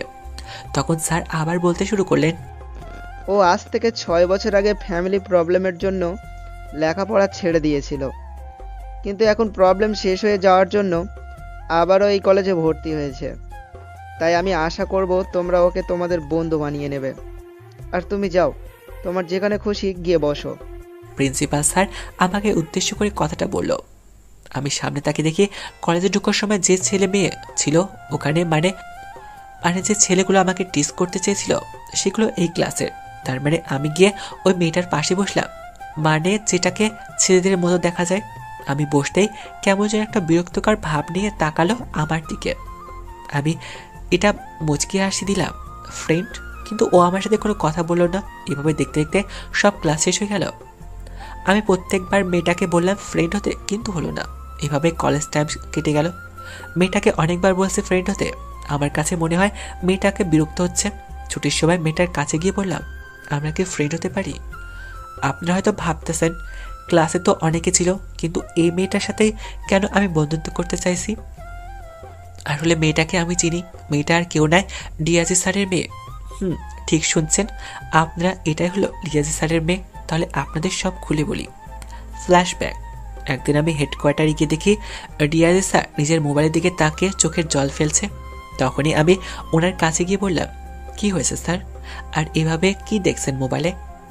স্যার তখন চোখ উঠিয়ে আমার দিকে তাকালো আর বলল, আমার মেয়ের ফটো দেখছি। মেয়ের ফটো দেখছেন কেন? বাড়িতে গেলে তো তাকে দেখতে পারেন। না, ও আমাদের সাথে থাকে না। থাকে না মানে? কোথায় গিয়েছে? আমি তোমাকে সব খুলে বলছি, তুমি বসো এখানে। আমি গিয়ে স্যারের সাথে বসলাম। তখন স্যার বলতে লাগলেন, জানো, আমি সব সময় চাইতাম আমার যেন একটা ছেলে হয়, আর সে আমার মতো একটা পুলিশ অফিসার হবে, এটাই আশা ছিল আমার। কিন্তু আমার একটা মেয়ে হয়েছিল। ছোটবেলা থেকে আমি তাকে সহ্য করতে পারতাম না মেয়ে বলে, কিন্তু এখন তাকে অনেক মিস করি। ফোন করে ওর সাথে যখন আমি কথা বলতে চাই তখন ও কল কেটে দেয়। জানো, যখন ও কল কেটে দেয় তখন মনে হয় আমার থেকে ফাসান বাবা আর এই দুনিয়াতে একটাও নেই। অনেক চেষ্টা করেছি তার কাছে ক্ষমা চেয়ে আমার কাছে ফিরিয়ে আনার জন্য, কিন্তু ও আমাকে এখনো সহ্য করতে পারে না। ডিআইজি স্যার আরো অনেক কিছুই বললেন। আর যখন আজকে আমি কলেজে এসেছি তখন ওই মেয়েটাকে দেখে আমি অবাক হয়ে যাই। দেখছেন কখন থেকে মেয়ে মেয়ে বলছি, ওর নাম এলিজা। আর এই জন্যই আমি ওর সাথে বন্ধুত্ব করতে চাইছি, যাতে ওর বাবার সাথে ওকে মিলিয়ে দিতে পারি। এখন বর্তমানে সে যাক, কি হলো, ফ্রেন্ড হবে না আমার? মজিবুর, এসব জোর করে বন্ধুত্ব আমার একদম পছন্দ না। আমার বন্ধু আমি নিজেই বানাই, আর ওরা সবাই আমার কাছে অনেক স্পেশাল হয়। আর তুমি কোনো স্পেশাল মানুষ না। আমি কি বলতে চেয়েছি তুমি অবশ্যই বুঝে গেছো। এটা বলে এলিজা চলে গেল। আর আমিও কলেজ থেকে বেরিয়ে আসলাম। বাড়িতে না গিয়ে আমি বিকেকে কল দিলাম। হ্যালো স্যার, বলেন। ওই সেটার জ্ঞান ফিরছে কি? স্যার, ছেলেটার অনেক রক্ত বেরিয়ে গেছে, তাই ডক্টর বলেছে জ্ঞান ফিরতে অনেক দেরি হবে। আর ওর জ্ঞান ফিরলে আমি আপনাকে কল দিয়ে জানিয়ে দেব।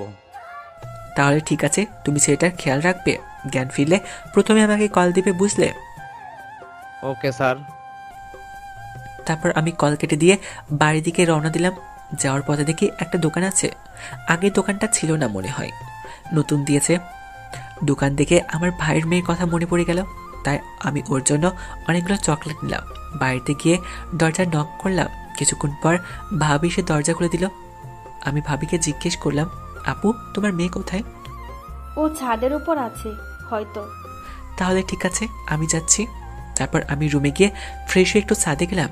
গিয়ে দেখি ছাদের উপর ধলার মধ্যে ভাইয়ের মেয়ে বসে আছে। মেয়েটা দেখতে অনেক কিউট।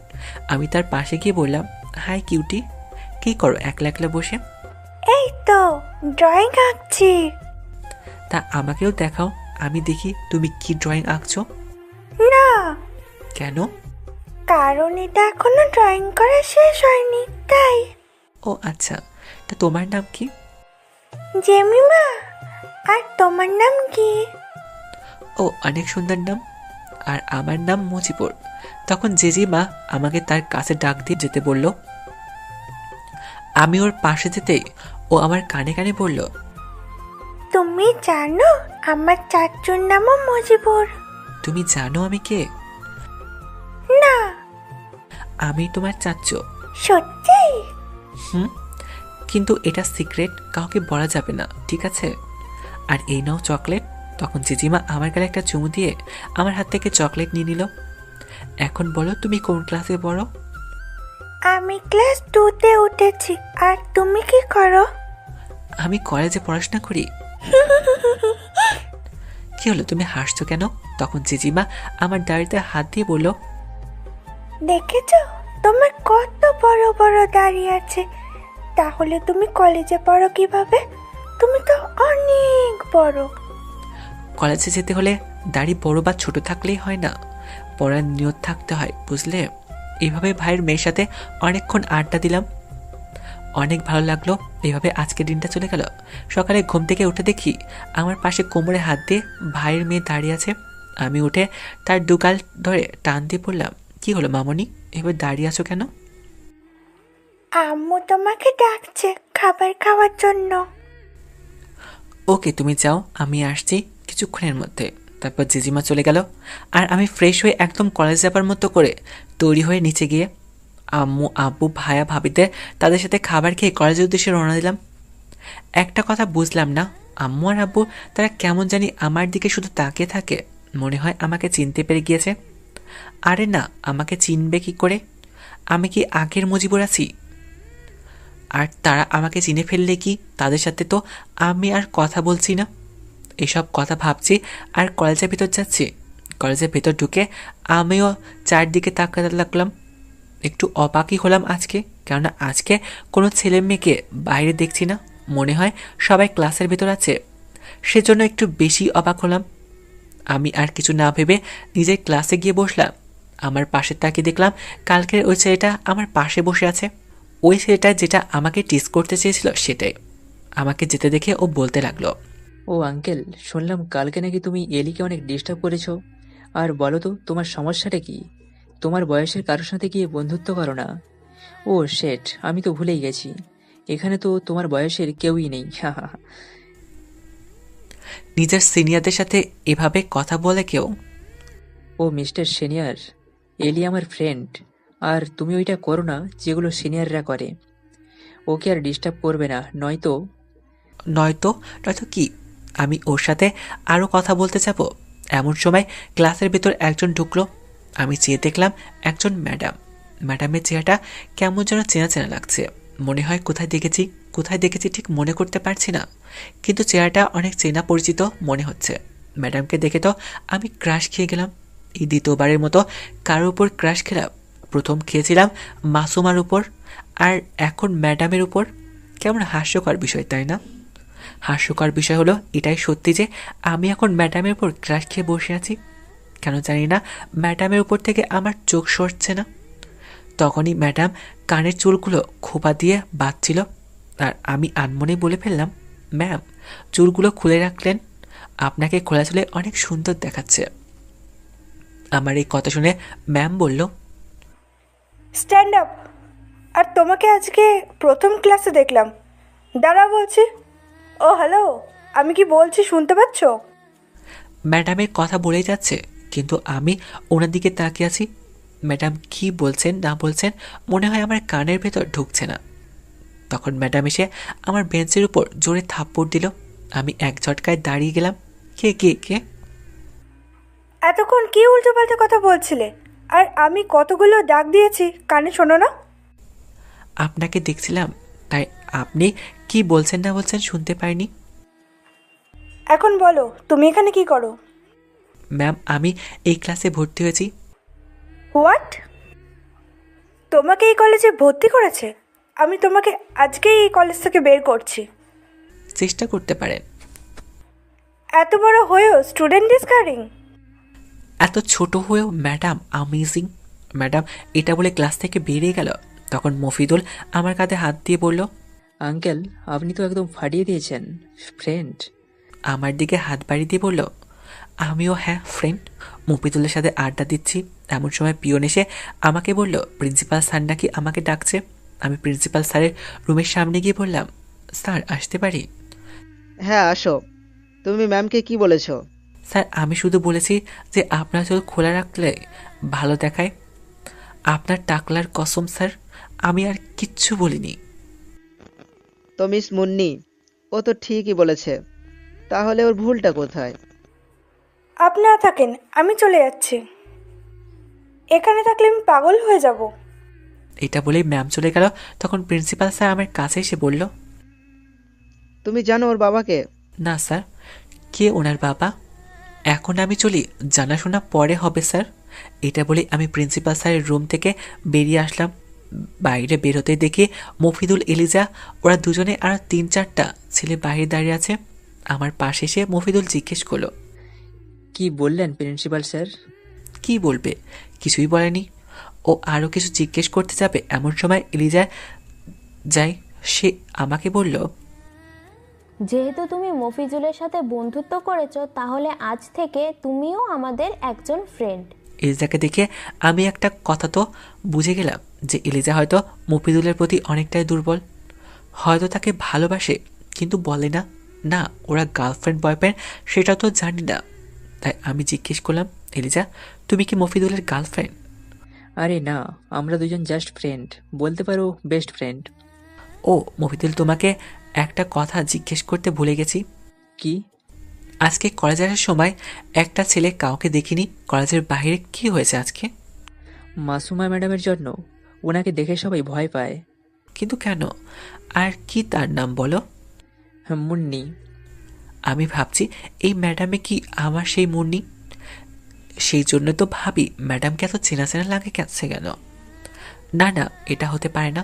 মুন্নির হয়তো এখন বিয়ে হয়ে গেছে, হয়তো 1-2 সন্তান আছে। এখন তাও আমি কনফার্ম করার জন্য মফিদুলকে জিজ্ঞেস করলাম, ম্যাডামের কি বিয়ে হয়েছে? আর ওনাকে দেখে সবাই ভয় পায় কেন? না, ম্যাডামের এখনো বিয়ে হয়নি। আর সবাই ভয় পাওয়ার কারণ হচ্ছে রনি। রনি? এই রনিটা আবার কে? এখানকার চেয়ারম্যানের ছেলে।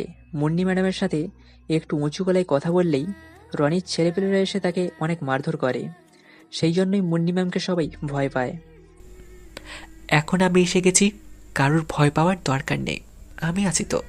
মফিদুলের সাথে আরও কিছুক্ষণ কথা বলে বাসায় যাওয়ার উদ্দেশ্যে রওনা দিলাম। আজকে আর ক্লাস করতে মন যাচ্ছে না। আমি রাস্তা দিয়ে হাঁটছি আর ভাবছি, মাসুমার এখনো বিয়ে হয়নি, তাহলে তার মানে ও এখনো আমার জন্য অপেক্ষা করে আছে। এটা ভাবতে অনেক খুশি লাগছে আমার। এটা ভেবে অনেক খারাপ লাগলো যে ও তো আমাকে সেই 7 বছর আগে একটু বিশ্বাস করেনি। তাহলে ওকে একটু শাস্তি দেব, তারপর ওকে মেনে নিব। এসব ভাবছি আর রাস্তা দিয়ে হাঁটছি, তেমন সময় কেউ একজন আমাকে ধাক্কা দিয়ে ফেলে দিল। আমি উপরে তাকে দেখি মুন্নি আমাকে ধাক্কা দিয়ে ফেলে দিয়েছে। আমি বুঝতে পারলাম না ও কেন আমাকে ধাক্কা দিল। আমি উঠে জিজ্ঞেস করলাম, আমাকে ধাক্কা দিলেন কেন? ওই তুমি পাগল নাকি? রাস্তার মাঝখান থেকে হাঁটছিলে কেন? আমি যদি দেখতে না পেতাম তাহলে এতক্ষণে ওপরে চলে যেতে। আর রাস্তা দিয়ে হাঁটার সময় কি এত ভাবো? আমি যদি আর একটু লেট করতাম তাহলে কি হতো ভেবে দেখেছো একবারও? আমি কিছু না বলে ওখান থেকে চলে আসলাম।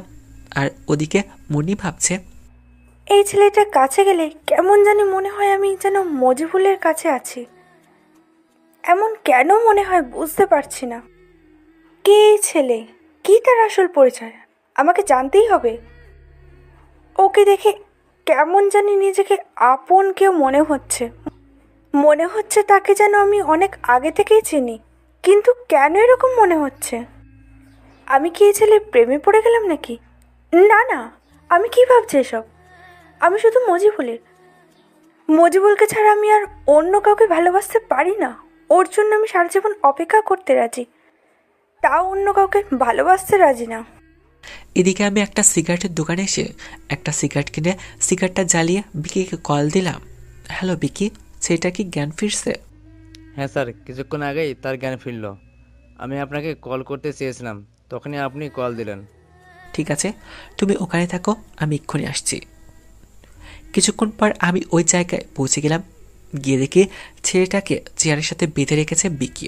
আমি ছেলেটার কাছে গিয়ে জিজ্ঞেস করলাম, আমি ভালো করে জিজ্ঞেস করব, যা জিজ্ঞেস করব শুধু তার উত্তর দিবি, আমাকে বাধ্য করবি না তোকে মারার জন্য। এখন বল তোর নাম কি?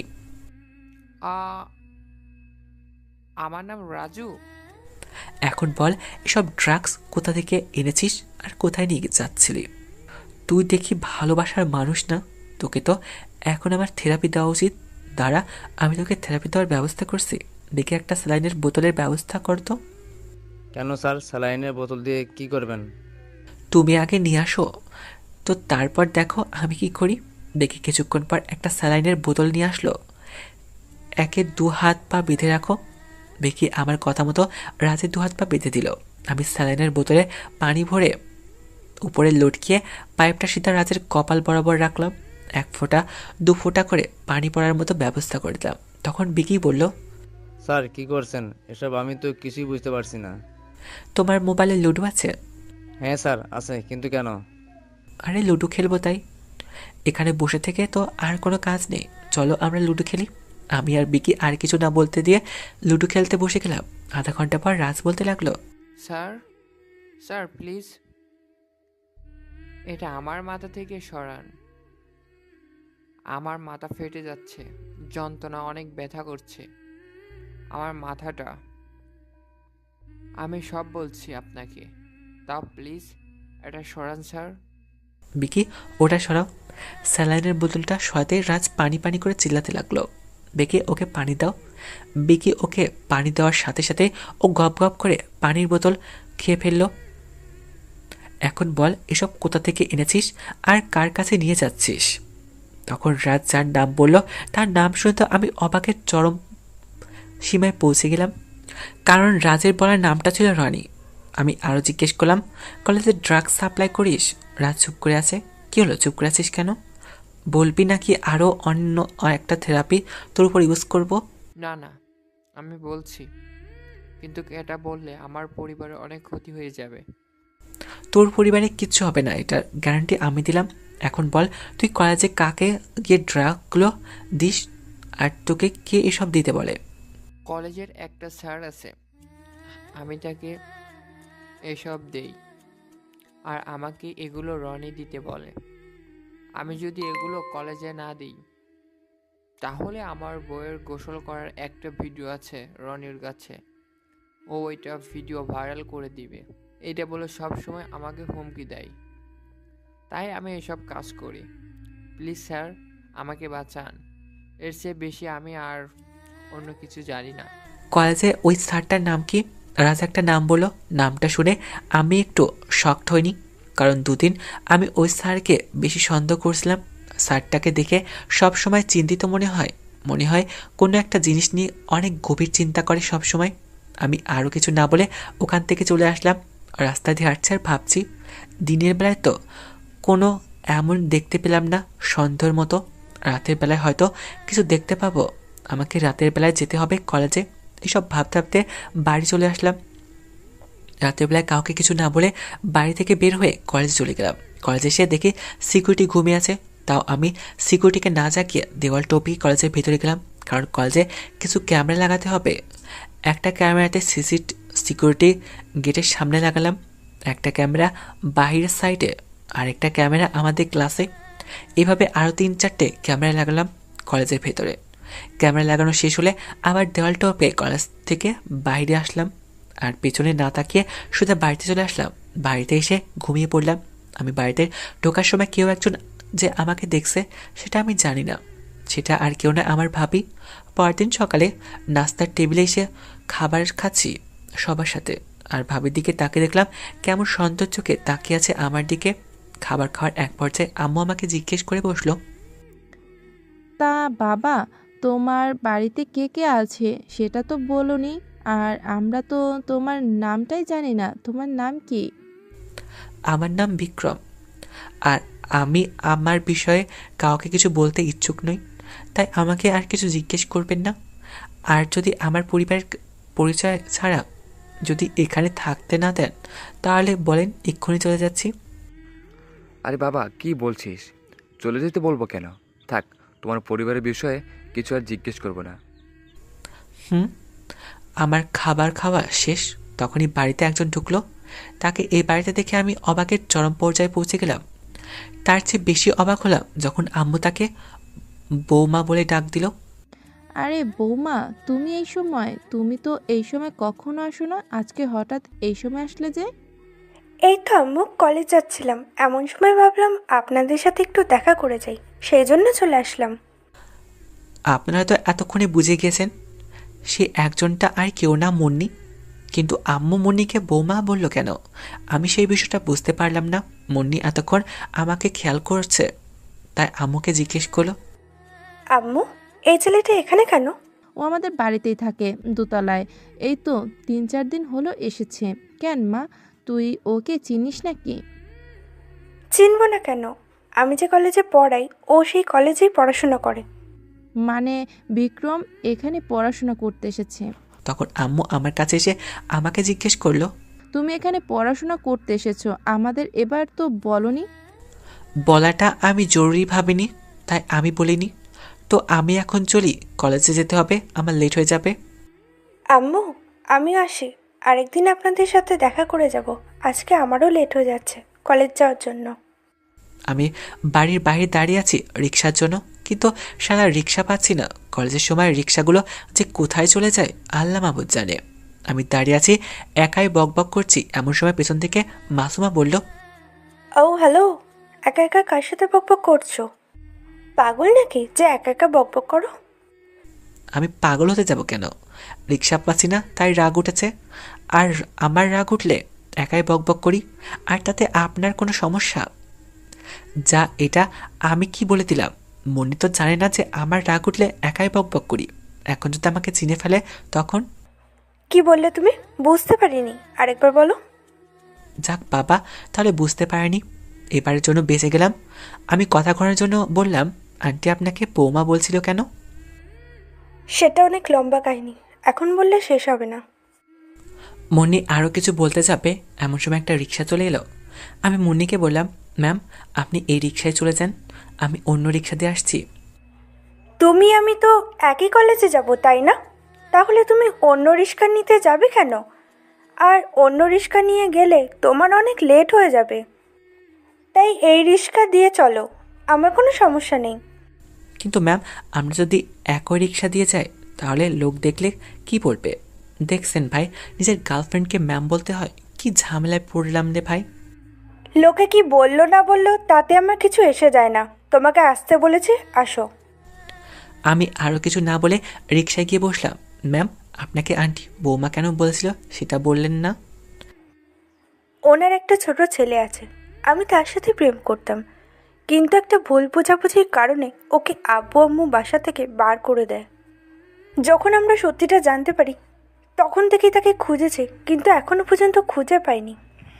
আচ্ছা ম্যাম, সে যদি এখন আপনার সামনে চলে আসে তাহলে তাকে কি আপনি চিনতে পারবেন? হয়তো তাকে চিনতে পারবো না, আজ 7 বছরের ওপর হয়ে গেছে তাকে দেখি না, তাও আমি তার জন্য অপেক্ষা করতে আছি। সে যদি কোনোদিন ফিরে না আসে তখন আপনি কি করবেন? ওর জন্য আমি সারা জীবন অপেক্ষা করতে রাজি। আপনার মা বাবা কিছু বলবে না? মা বাবা তাদের ছেড়ে তো অনেক আগেই চলে এসেছে। মানে? সেটা আরও অনেক কাহিনী। আজ থাক, কলেজ চলে এসছে, তুমি যাও। মা বাবা ছেড়ে চলে এসেছি, এই কথাটার মানে আমি বুঝতে পারলাম না। মাসুমার বিষয়ে আমার সব খোঁজ নিতে হবে। আমি চলে যাবার পর ওর সাথে কি কি হয়েছে আমার সব জানতে হবে, কিন্তু এসব জানবো কি করে? হ্যাঁ, মনে পড়ছে, মফিদুল এসব বিষয়ে সব জানে, হয়তো তার কাছ থেকে সব জিজ্ঞেস করতে হবে। আমি আর মাথা না খাটিয়ে কলেজের ভেতর চলে আসলাম। ভেতরে এসে দেখি একটা গাছের নিচে মফিদুল, এরিজা সাথে আরও কিছু বন্ধুরা বসে আড্ডা দিচ্ছে। আমি ওদের কাছে গিয়ে বসলাম। কলেজে আসতে এত লেট কেন? আর দেখলাম ম্যামের সাথে এক রিক্সায় আসলে, ব্যাপার কি আঙ্কেল? ম্যাডামের প্রেমে পড়লে নাকি? আর প্রেমে পড়তেই পারো, উনি তো তোমার বয়সের। আরে ওসব কিছু না মফিদুল, তোমার কাছ থেকে আমার কিছু কথা জানার ছিল, বলবে কি? আরে বলবো না কেন, অবশ্যই বলবো। জিজ্ঞেস করো, কি জিজ্ঞেস করার আছে? ম্যামের বাসা কোথায়? তার মানে আমি যেটা বললাম সেটাই সত্যি? তুমি ম্যামের প্রেমে পড়েছো, তাই তো? এরকম কিছুই বলতে পারো। এখন বলো, ম্যাডামের বাসা কোথায়? সত্যি বলতে আমি জানি না ম্যাডামের বাসা কোথায়। ওকে ঠিক আছে, চলো, ক্লাসের সময় হয়ে গেছে, ক্লাসে যাওয়া যাক। আমরা তিনজনে ক্লাসে চলে গেলাম। এইভাবে 3টা ক্লাসে ফোরে আমি মফিদুলকে বললাম, তোমরা ক্লাস করো, আমি আজকে চলে যাচ্ছি, আমার একটা আর্জেন্ট কাজ আছে। ওকে, তাহলে যাও। আমি কলেজের বাইরে এসে প্রথমে প্রান্তকে কল দিলাম। হ্যালো প্রান্ত, তুই একটু নদীর পাড়ে আয় তো, তোর সাথে অনেক কথা আছে, একটু জলদি আয়। আমি নদীর পাড়ে যাওয়ার কিছুক্ষণ পরে প্রান্ত চলে আসলো। হ্যাঁ বল দোস্ত, কি হয়েছে? এত আর্জেন্ট কেন ডাকলি? সারা তুই জানিস না আমি আমার বউয়ের কোলে শুয়েছিলাম। আরে রাখ তো তোর ফালতু কথা, এখন আমি যা জিজ্ঞেস করব শুধু তারই উত্তর দে। ওকে বল, তুই কি জানতে চাস? সত্যি কি মাসুমার বিয়ে হয়নি? সত্যি রে দোস্ত, মুন্নি বিয়ে হয়নি। ওর বিয়ে ঠিক করেছিল ওর মা বাবা, কিন্তু ওর বিয়ের দিন বলেছিল ও তোকে ভালোবাসে, ও এই বিয়ে করতে পারবে না। এটা শুনে ওর বাবা অনেক রেগে যায়, তাই রাগের বশে ওকে বাড়ি থেকে বের করে দেয়, আর ও কখনো এই বাসায় ফিরে যায়নি। তার মানে মুন্নি সত্যি আমাকে ভালোবাসে, আর আমি তাকে কি ভুলটাই বুঝেছিলাম। এখন তো নিজের গালে নিজেকে থাপ্পড় মারতে ইচ্ছে করছে। যেই মেয়ে একটা ছেলে চোর নিজের বাবা মাকে বাড়ি ঘর ছাড়তে পারে, সেই মেয়ে কখনো ভুল হতে পারে না। মুন্নিকে কোনো কষ্ট দেওয়া যাবে না, ও এমনিতে অনেক কষ্ট পেয়েছে, এখন ওকে নিজের করে নেব, কিন্তু একটু বাজে দেখবো তাকে। এখন বলতো ও কোথায় থাকে? ও এখন আব্দুল চাচার বাসায় থাকে আর একটা কলেজে পড়ায়। ওকে দোস্ত, তোকে অনেক অনেক ধন্যবাদ। আর তুই একটা বলতো, আম্মু আব্বু ভাইয়া তারা জানলো কিভাবে যে চম্পা আমার উপর মিথ্যা অপবাদ দিয়েছে? মিজান তোর আম্মু আব্বুকে সব বলছে কিভাবে চম্পা তোকে মিথ্যা অপবাদ দিল। বিষয়টা তোকে খুলে বলি, শোন। তুই তো জানিস তুই কলেজের সবচেয়ে টপ ছাত্র ছিলি, তোর জন্য চম্পা কখনো ফার্স্ট হতে পারে না।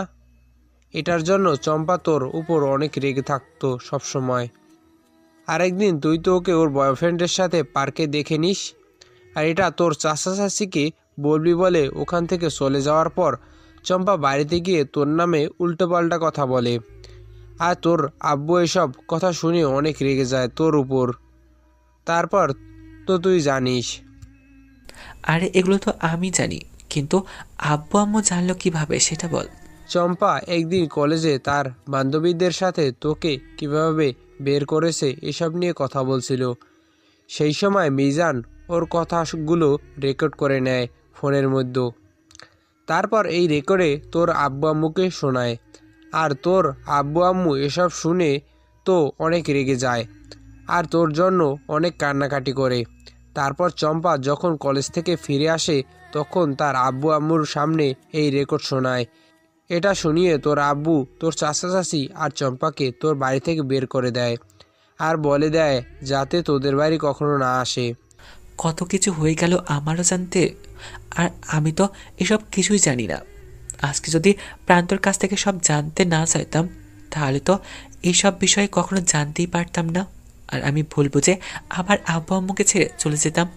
এখন দেখে আর যাওয়া হবে না আব্বু আম্মুকে ছেড়ে। আর আমিও যে ওদের ছেড়ে ভালো ছিলাম সেটা মোটেও না। সব সময় তাদের কথা মনে পড়তো আর রাতে কান্না করতাম। সত্যি বলতে আমি তাদের উপর রেগে নেই, বাবা মার উপরে কখনো রেগে থাকা যায় না, শুধু একটু অভিমান জমে আছে তাদের উপর। তারপর প্রান্তকে বললাম আজকে রাতে মিজানকে নিয়ে রহিম চাচার দোকানে আসিস, তোরা দুজনকে নিয়ে একজনকে কিডন্যাপ করব। কাকে? আমাদের কলেজে একটা স্যারকে। কিন্তু কেন? সেগুলো না হয় পরে জানতে পারবি। আমি প্রান্তের সাথে কথা বলছি এমন সময় দেখি ডিয়াজি স্যার আমাকে কল দিল। প্রান্ত, আমি কেন চলে রাতে দেখা হবে, মিজানকে নিয়ে আসিস। এই বলে আমি ওখান থেকে কিছু দূর এসে ডিয়াজি স্যারের কলটা রিসিভ করলাম। হ্যালো মজিবুর, মিশনের কি খবর? শেষ হতে আর কতদিন লাগবে? স্যার আশা করি খুব তাড়াতাড়ি শেষ হবে। আর স্যার আমি আর ওখানে যাব না, এখানকার এক থানায় আমাকে পোস্টিং করার ব্যবস্থা করে দেন। কিন্তু কেন?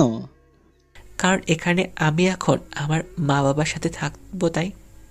অনেকদিন তো তাদের থেকে দূরে থাকছি, কিন্তু আর থাকতে পারছি না। তাই আমি ভেবে নিয়েছি যে মিশনের পর আমি আর ওখানে যাব না। ওকে ঠিক আছে, তুমি তোমার মিশন আগে শেষ করো, আমি তোমার সব ব্যবস্থা করে দিচ্ছি। ধন্যবাদ স্যার।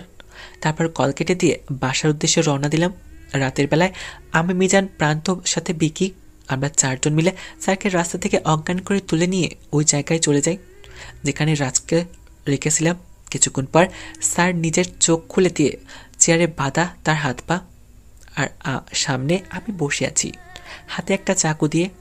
তুমি কলেজের নতুন ছেলেটা না?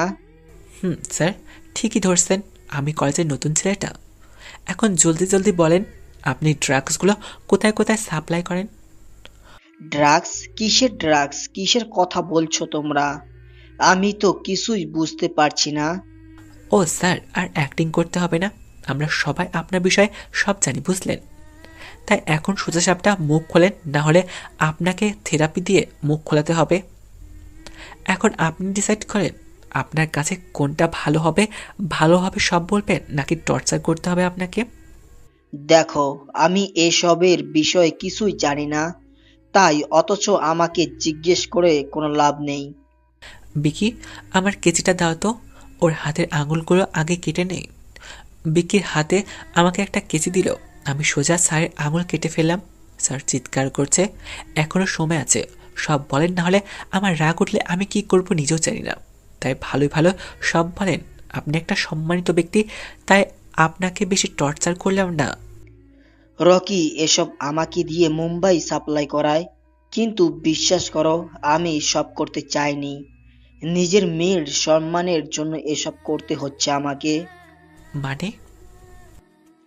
রকির সাথে ওর দুই বন্ধু মিলে আমার মেয়েকে ধর্ষণ করে, তারপর একটা ভিডিও বানিয়ে এখন আমাকে সবসময় ব্ল্যাকমেল করে। যদি আমি ওর কাজ না করে দেই তাহলে নাকি এই ভিডিওটা সবার কাছে পৌঁছে দেবে, সেই জন্য আমি এখন ওর কথায় কাজ করি। রকি এত খারাপ? কি বলবো ভাই, ওকে এখন এনকাউন্টারে মারতে ইচ্ছা করছে আমার। তারপর স্যার এক এক করে আমাকে সব খুলে পড়ল। আমি স্যারকে ভরসা দিলাম যে ওনার মেয়ের ভিডিওটা আমি রকির থেকে নিয়ে আসবো, আর স্যারকে এটাও বলে দিলাম যে রকি কখন কোথায় মাল সাপ্লাই করে আমাকে যেন খবর দেয়। স্যার ঠিক আছে বলল। আমি স্যারকে ওনার বাসায় দিয়ে আসলাম। স্যারের কোনো ক্ষতি করিনি, শুধু একটু হাতের আঙুল কেটে ফেলেছি। আর আসার সময় এটাও বলে এসেছি যে আমার পরিচয় যেন কলেজে কাউকে না দেয়। তারপর বাসায় গিয়ে রুমে বসে আমার মোবাইলের সাথে ক্যামেরাগুলো কন্ট্যাক্ট করালাম। যেগুলো আমি কলেজে লাগিয়েছিলাম ক্যামেরাতে তো দেখলাম না, কোনো সমস্যা দেখা যাচ্ছে না কলেজে। তার মানে রাতে কিছু হয় না, সব কিছু হয়তো কোনো একটা নির্দিষ্ট সময় হয়। এভাবে কেটে গেল আরও 2-3 দিন। আমি বাড়িতে শুধু ভাবি আর জেজিমার সাথে কথা বলি। আব্বু আম্মু ভাইয়া তার সাথে কথা বলি না, একটু অভিমান জমেছে তো তাই। আজকে আমি কলেজে গিয়ে দেখি এলিজা আর মফিদুল দুজন আলাদা আলাদা জায়গায় বসে আছে। বুঝলাম না বিষয়টা কি হলো, ওরা দুজন তো সবসময় একসাথে থাকে। এলিজাকে দেখে মনে হচ্ছে ওর ভীষণ মন খারাপ, তাই আমি ওর কাছে গিয়ে বসলাম, কি হয়েছে তোমার, এভাবে এখানে বসে আছো কেন? মফিদুলের সাথে কি কিছু হয়েছে? জানো মজিবুর, আমার বাবা কখনো আমাকে ভালোবাসেনি, কারণ উনি সব সময় দোয়া করতেন আল্লাহর কাছে যাতে ওনার একটা ছেলে হয়, সে নাকি ওনার নাম রোশন করবে, ওনার মতোই পুলিশ অফিসার হবে। বাবার কাছে কি ছেলেরাই সব কিছু হয়, মেয়েরা কিচ্ছু হয় না? ছোট থেকেই আমি আব্বুর ছেলে হওয়ার চেষ্টা করেছি। হ্যাঁ, আমি সাকসেস হয়েছি। এখন দেখো আমার দিকে, কেউ দেখলে বিশ্বাসই করতে চায় না যে আমি মেয়ে। তুমি যেমনই আছো অনেক ভালো আছো এলিজা, কিন্তু এখন মনে হয় শুধু এই কলেজ না, পুরো দুনিয়াকে দেখাতে হবে যে তুমি কত সুন্দর দেখতে। চলো আমার সাথে। না মজিবুর, প্লিজ। হিস। তারপরে আমি এলিজাকে নিয়ে যেতে লাগলাম। যেতে যেতে আপনাদের বলি কিছুক্ষণ আগে কি হয়েছিল। এলিজা যখন কলেজে আসে দেখে মফিদুল একটা ছেলের সাথে কথা বলছে। ওদের কথাগুলো এরকম ছিল, মফিদুল কি শুনছিস এসব কলেজে? তুই আবার কি শুনলি? কলেজে সবাই বলছে তুই আর এই নাকি দুজন গার্লফ্রেন্ড বয়ফ্রেন্ড, তোদের দুজনকে সবসময় একসাথে দেখা যায়। তুই পাগল হয়েছিস? এলি হবে আমার গার্লফ্রেন্ড? আরে আমার গার্লফ্রেন্ড যে হবে সে কলেজের সবচেয়ে বেশি সুন্দরী হবে, বুঝলি? ওকে দেখে কোনো দিক দিয়ে তোর মেয়ে মনে হয়? ও শুধু আমার ফ্রেন্ড, বুঝলি, আর কিছু না। এটাই ছিল কিছুক্ষণ আগের ঘটনা। এই কথাগুলো এলিজা শুনে নেয় আর মফিদুল সেখানে সাথে সাথে কিছু না বলে ওখান থেকে অন্যখানে চলে যায়। এলিজাকে নিয়ে আমি সোজা মুন্নিদের বাসায় চলে আসলাম। ওর বাসায় নক দিতেই দরজা খুলে দিল। মুন্নিকে দেখে তো আবার ক্রাশ খেলাম। আমার অজান্তেই বলে ফেললাম, সো সুইট। হোয়াট? কি বললে? সরি ম্যাম, কিছু বলি নাই। আমাকে আপনার মতো বানিয়ে দেবেন? মানে? সরি, আমাকে না, এলিজাকে। আসো ভেতরে আসো তোমরা দুজন। মুন্নি দেখে মনে হচ্ছে ও এখনই কলেজে যেত, কিন্তু আমাদের দুজনকে দেখে ভেতরে নিয়ে গেল। ম্যাম, এলিজাকে আপনার মতো সাজিয়ে গুছিয়ে কলেজে নিয়ে আসবেন প্লিজ। এটা বলে আমি ম্যামের কাছে একটা শপিং ব্যাগ দিলাম। আসলে আসার সময় আমি শপিং মল থেকে এলিজার জন্য 3 পিস নিয়ে এসেছিলাম। ওকে, তুমি বাড়ি ঘুরে দেখো, আমি নিজে ওকে সাজিয়ে নিয়ে আসছি। না ম্যাম, আমি এখন চলি, আপনারা আসেন। মাসুমাকে কিছু বলতে না দিয়ে আমি বাড়ি থেকে বেরিয়ে আসলাম সোজা কলেজে। কলেজে এসে মফিদুলের কাছে গিয়ে জিজ্ঞেস করলাম ও এলিজাকে কি বলেছে, কিন্তু মফিদুল বলল যে ও এলিজাকে কিছু বলেনি। তাই আমি ওকে আর কিছু জিজ্ঞেস করলাম না। কিছুক্ষণ পর মুন্নি আর এলিজা দুজন একসাথে কলেজে ঢুকলো। আমি চেয়ে দেখলাম সব ছেলে মেয়েরা শুধু গেটের দিকে তাকিয়ে আছে। আমি তখন মফিদুলের দিকে তাকিয়ে দেখি ও তো হা করে তাকিয়ে আছে। আমি ওকে ধাক্কা দিয়ে বললাম, কাউকে দেখতে হলে হা করে তাকিয়ে না থাকে হয় না, বুঝলে? মুখ বন্ধ করো, নাহলে মশা ঢুকবে। মজিবুর, মেয়েটাকে ম্যাডামের সাথে যে আসতেছে, আমি তো দেখেই ক্রাশ খেয়েছি। এলিজা, কেন তুমি চিনতে পারছো না? কি? ও আমাদের এলি? অসম্ভব, এটা কখনোই সম্ভব হতে পারে না। আরে সত্যি বিশ্বাস নলে তুই গিয়ে দেখে আস। চলো আমরা দুজনে যাই। আমি আর মফিদুল ম্যাডামের কাছে গিয়ে বললাম, ম্যাম আজকে আপনাকে অনেক সুন্দর লাগছে। ম্যাডামের কানে কাছে গিয়ে বললাম। ম্যাডাম একটা রাগী লুক নিয়ে তাকালো আমার দিকে। আমি একটা মুচকি হাসি দিয়ে এলিজা কেউ বললাম, তোমাকেও কিন্তু আজকে অনেক সুন্দর লাগছে। ধন্যবাদ। তোমরা এখানে কথা বলবে না, নিজেদের ক্লাসে যাবে। টাইম দেখেছো কত হয়েছে? জলদি ক্লাসে যাও। আর মিস্টার মজিবুর, তুমি দাঁড়াও, কথা আছে। দেখো, ম্যাডাম হয়তো আজকে তোমাকে প্রপোজ করবে। মফিদুল আমার কানে কাছে এসে কথাটা বলে চলে গেল। আমি ম্যাডামের সাথে সাথে তার কেবিনে গেলাম। কিছু বলবেন ম্যাডাম? তুমি কি আমার সাথে লাইন মারার চেষ্টা করছো? জি না ম্যাডাম, আমি আপনার সাথে লাইন মারতে যাব কেন? আমি তো আপনার সাথে প্রেম করতে চাই। করবেন আমার সাথে প্রেম? Shut up! তুমি হয়তো ভুলে গেছো আমি তোমার ম্যাম হই। তাই এসব উল্টোপাল্টা চিন্তা মাথা থেকে ঝেড়ে ফেলে নিজের পড়াশোনায় ধ্যান দাও। আপনার কেন মনে হলো আমার মাথাটা উল্টাপাল্টা চিন্তা আসবে? ভালো চিন্তাও তো আসতে পারে, তাই না? দেখো, তুমি আমার সমবয়সী বলে তোমাকে আর কিছু বললাম না। আর তুমি জানো আমি একজনকে ভালোবাসি, তাকে ছাড়া আমি আর অন্য কাউকে ভালোবাসতে পারবো না। ম্যাম, সে যদি কখনো ফিরে না আসে তখন আপনি কি করবেন? 7 বছর ধরে যা করে আসছে তাই করব, অপেক্ষা করব। বুঝতে পেরেছি, আর বলতে হবে না। থাকেন, আমি গেলাম ক্লাসে, আমার ক্লাসের সময় হয়ে গেছে। এই বলে আমি ক্লাসে চলে গেলাম।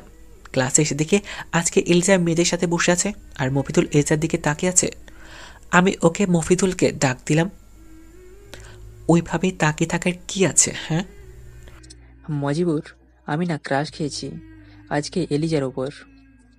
ও ভালো তো, তাহলে আজকে গিয়ে প্রপোজ করে দিও। আমার প্রপোজে কি রাজি হবে?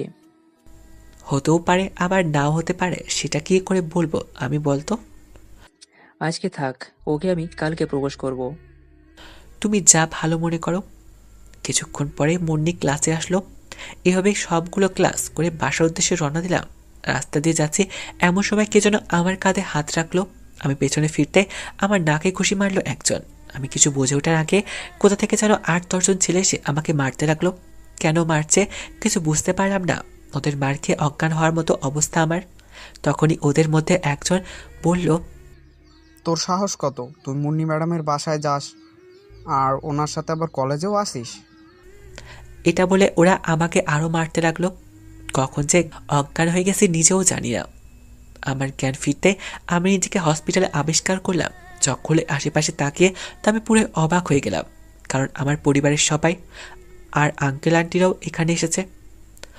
ওদেরকে হয়তো বিকি কল দিয়ে আসতে বলছে। বুঝতে পারলাম আমার জ্ঞান ফিরতে প্রথমে আম্মু আমার কাছে এলো।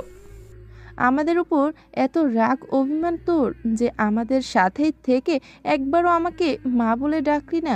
কেন এমন করলি বলতো? আমরা না হয় তোকে একটা ভুল বুঝে বাড়ি থেকে বের করে দিয়েছিলাম, তাতে কি হয়েছে?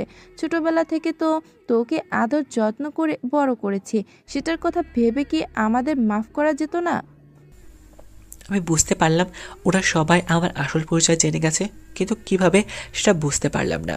তখনই আমি অনুভব করলাম আমার মাথার চুলও নেই, সাথে দাড়িও নেই, কিন্তু এগুলো কাটলো কে সেটাই বুঝতে পারছি না। তখনই আব্বু এসে বলতে লাগলো, আমাদের মাফ করে দে বাবা। বাবা হয়ে আমি তোর কাছে হাত জোর করে ক্ষমা চাচ্ছি। আমাদের সবাইকে মাফ করে দে। তোর সাথে যে অন্যায় করেছে আমরা জানি, তা ক্ষমার অযোগ্য, তাও তুই আমাদের মাফ করে দে। বাবা মা যতই অন্যায় করুক না কেন, ছেলে মেয়ে তাদের উপর কখনো রাগ করে থাকতে পারে না। ঠিক আমিও পারলাম না। ওদের উপর প্রথমে একটু অভিমান ছিল, কিন্তু আজকে আব্বু আম্মুর কথা শুনে ওটাও চলে গেল। বুঝতে পারলাম না, ওদের কথা তো আমি শুনতে পারছি, কিন্তু আমি কিছু বলতে পারছি না কেন। ওদের কথার আওয়াজ শুনে ডাক্তার রুমের ভেতরে আসলো, এসে বলল, পেশেন্ট এখন কথা বলতে পারবে না, ওনার গলায় আঘাত পাওয়ার জন্য। উনি হয়তো কিছুদিন কথা বলতে পারবে না, তাই আপনারা ওনাকে জোর করবেন না কথা বলার জন্য, তাহলে আরো সমস্যা হতে পারে। আমি বুঝতে পারলাম না হসপিটালে কতদিন ধরে আছি আমি। এভাবে আরো 8 দিন চলে গেল। এখন আমি কথা বলতে পারি, তাই আমি আম্মুকে জিজ্ঞেস করলাম, আম্মু আমি হসপিটালে আছি আজ কতদিন? আজকে 16 দিন ধরে তুই হসপিটালে আছিস। এটা শুনে তো আমি আরো অবাক। 16 দিন হসপিটাল স্যাম মানে? হ্যাঁ বাবা, তোর মাথায় একটা রড আঘাত লাগায় তুই কোমায় চলে যাস। গত 10 দিন আগে তোর জ্ঞান ফিরে। কিন্তু আম্মু তোমরা আমাকে চিনলে কি করে? তোর আঙ্কেল আন্টি আমাদের সব খুলে বলেছে তোকে কিভাবে ওরা পেয়েছিল। তারপরেই বুঝতে পারি তুই আমার ছেলে। আরও কনফার্ম হওয়ার জন্য তোর চুল দাড়িগুলো কেটে দিতে বলি, তারপর তোর কনফার্ম হয়ে যাই তুই আমারই ছেলে। আম্মু মুন্নি আসেনি? একদিন এসেছিল, তারপর আর আসেনি। বুঝতে পারলাম না মেয়েটার কি হলো। আগে তো কিছুদিন পরপরই আসতো, কিন্তু আজকে এত দিন হয়ে গেল একবারও আসেনি। মা, মুন্নি হয়তো কোনো বিপদে আছে, আমাকে জানতে হবে। তুমি একটু বিকিকে ডেকে দিবে? আম্মু বাইরে চলে গেল। কিছুক্ষণ পরে বিকি কেবিনে আসলো। হ্যাঁ স্যার, বলুন কি বলবেন? মুন্নির কিছু খবর জানো তুমি? না স্যার।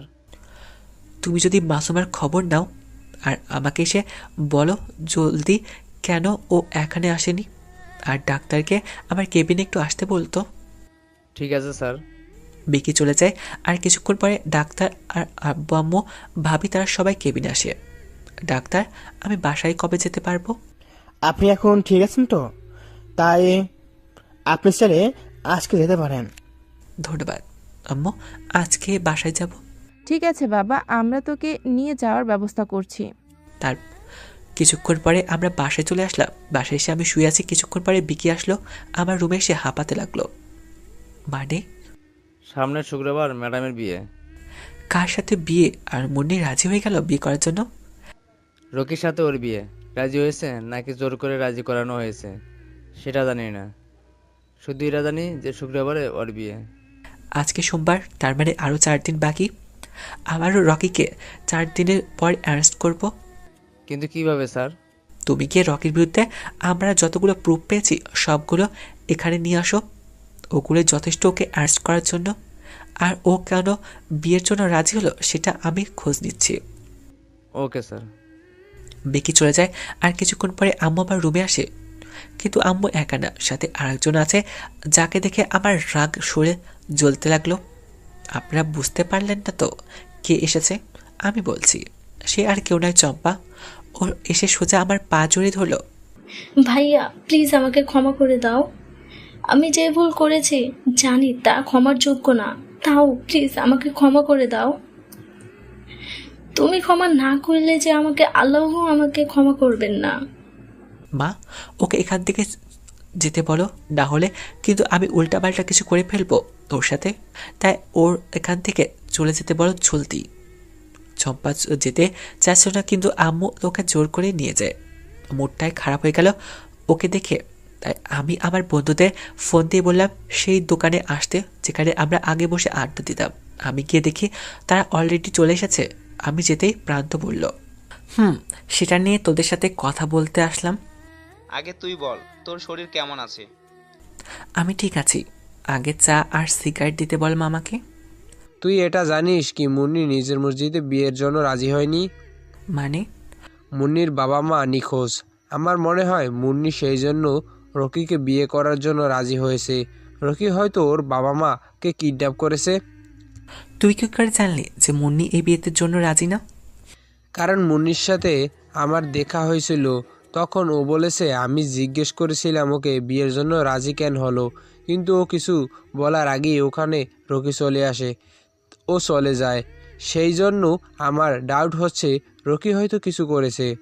বুঝতে পারলাম। এই রকিকে তো আমি কিন্তু এনকাউন্টারে মারবো। ওর কত বড় সাহস আমার মুন্নির দিকে নজর দেয়। প্রান্ত আর মিজান চল আমার সাথে। কোথায়? মনিদের বাসায়। তারপর আমরা 3 জন মিলে মনিদের বাসায় গেলাম। গিয়ে কাউকে দেখতে পেলাম না। মুন্নিও বাসায় নেই। মনি নাকি রকির বাসায় আছে। আমি বাইরে বের হয়ে চেক করতে লাগলাম কিছুই পাই কিনা। হ্যাঁ, পেয়ে গেলাম। ওদের বাড়ির সামনে একটা এটিএম আছে, ওখানে দেখলাম ক্যামেরা লাগানো। তাই আমি ওই অফিসে গেলাম যেখানে ক্যামেরার কানেকশন দেওয়া আছে। ওখানে গিয়ে আমার আইডি কার্ডটা দেখাতেই ওরা আমাকে ক্যামেরার ফুটেজগুলো দেখাতে লাগলো। হ্যাঁ, প্রান্তর কথাই ঠিক। মুন্নির বাবা মাকে একটা কালো গাড়ি করে কে যেন নিয়ে গেল। তখন আমি যে ছেলেটাকে ক্যামেরা কম্পিউটারে বসেছিল তাকে বললাম ওই গাড়িটাকে ফলো করতে, কখন কোথায় গিয়েছে ক্যামেরাতে দেখাতে। ছেলেটা আমার কথা মতো গাড়িটাকে দেখাতে লাগলো, কখন কোন রুট দিয়ে গিয়েছে। গাড়িটাকে ফলো করার সময় গাড়িটা একটা বস্তির সামনে গিয়ে থামলো। তারপর আর দেখা যায়নি গাড়িটাকে।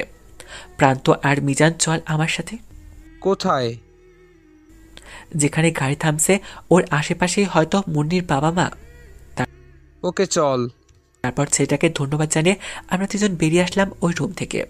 1 ঘন্টার ভেতরে আমরা 3 জন ওই জায়গায় পৌঁছে গেলাম যেখানে নাকি গাড়িটা থেমেছিল। ওখানে গিয়ে দেখি 3টা রাস্তা। তাই মিজানকে বললাম একদিকে যেতে আর প্রান্তকে বললাম আরেকদিকে যেতে।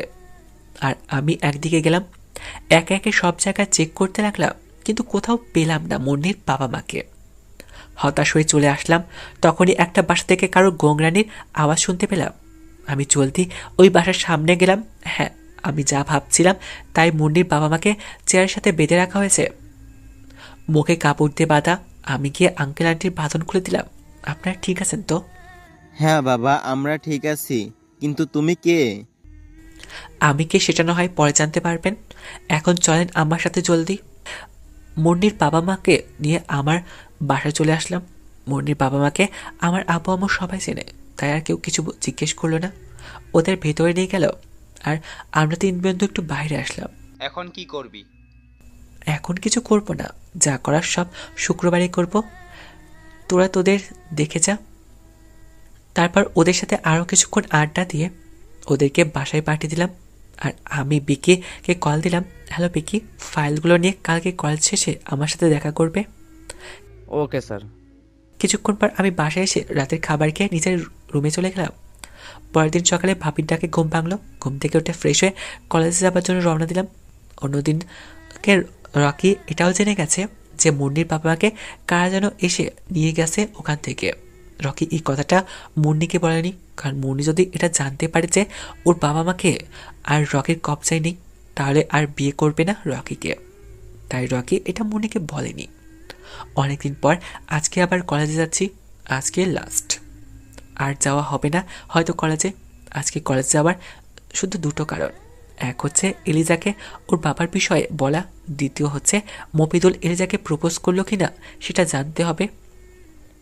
আপনাদের সাথে কথা বলতে বলতে কলেজে চলে আসলাম। কলেজে এসে দেখি ঠিক আগের মতোই মফিদুল আর এলিজা একসাথে বসে আছে। আমি তার কাছে যেতেই, আরে মজিবুর যে, কেমন আছো? আর এতদিন কলেজে আসোনি কেন? সে অনেক কথা। আগে বলো, তোমরা দুজনের ঝগড়া কি মিটমাট হয়েছে? হ্যাঁ।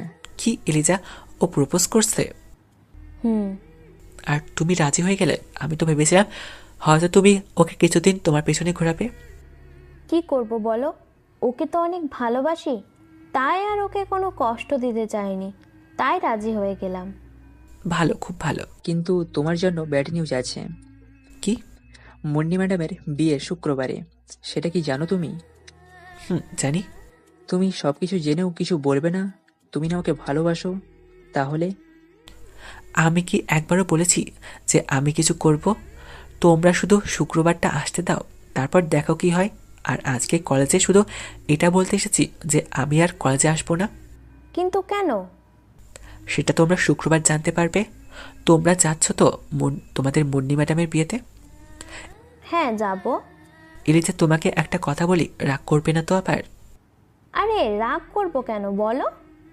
আমার কথা শেষ না হওয়া পর্যন্ত তুমি একটা কথা বলবে না, শুধু শুনবে আমি কি বলি। ওকে বলো। আমি তোমার আব্বুকে চিনি। কি? আমি কিন্তু আগেই বলেছি, আমার কথা শেষ না হওয়া পর্যন্ত তুমি কিছু বলবে না। ওকে বলো।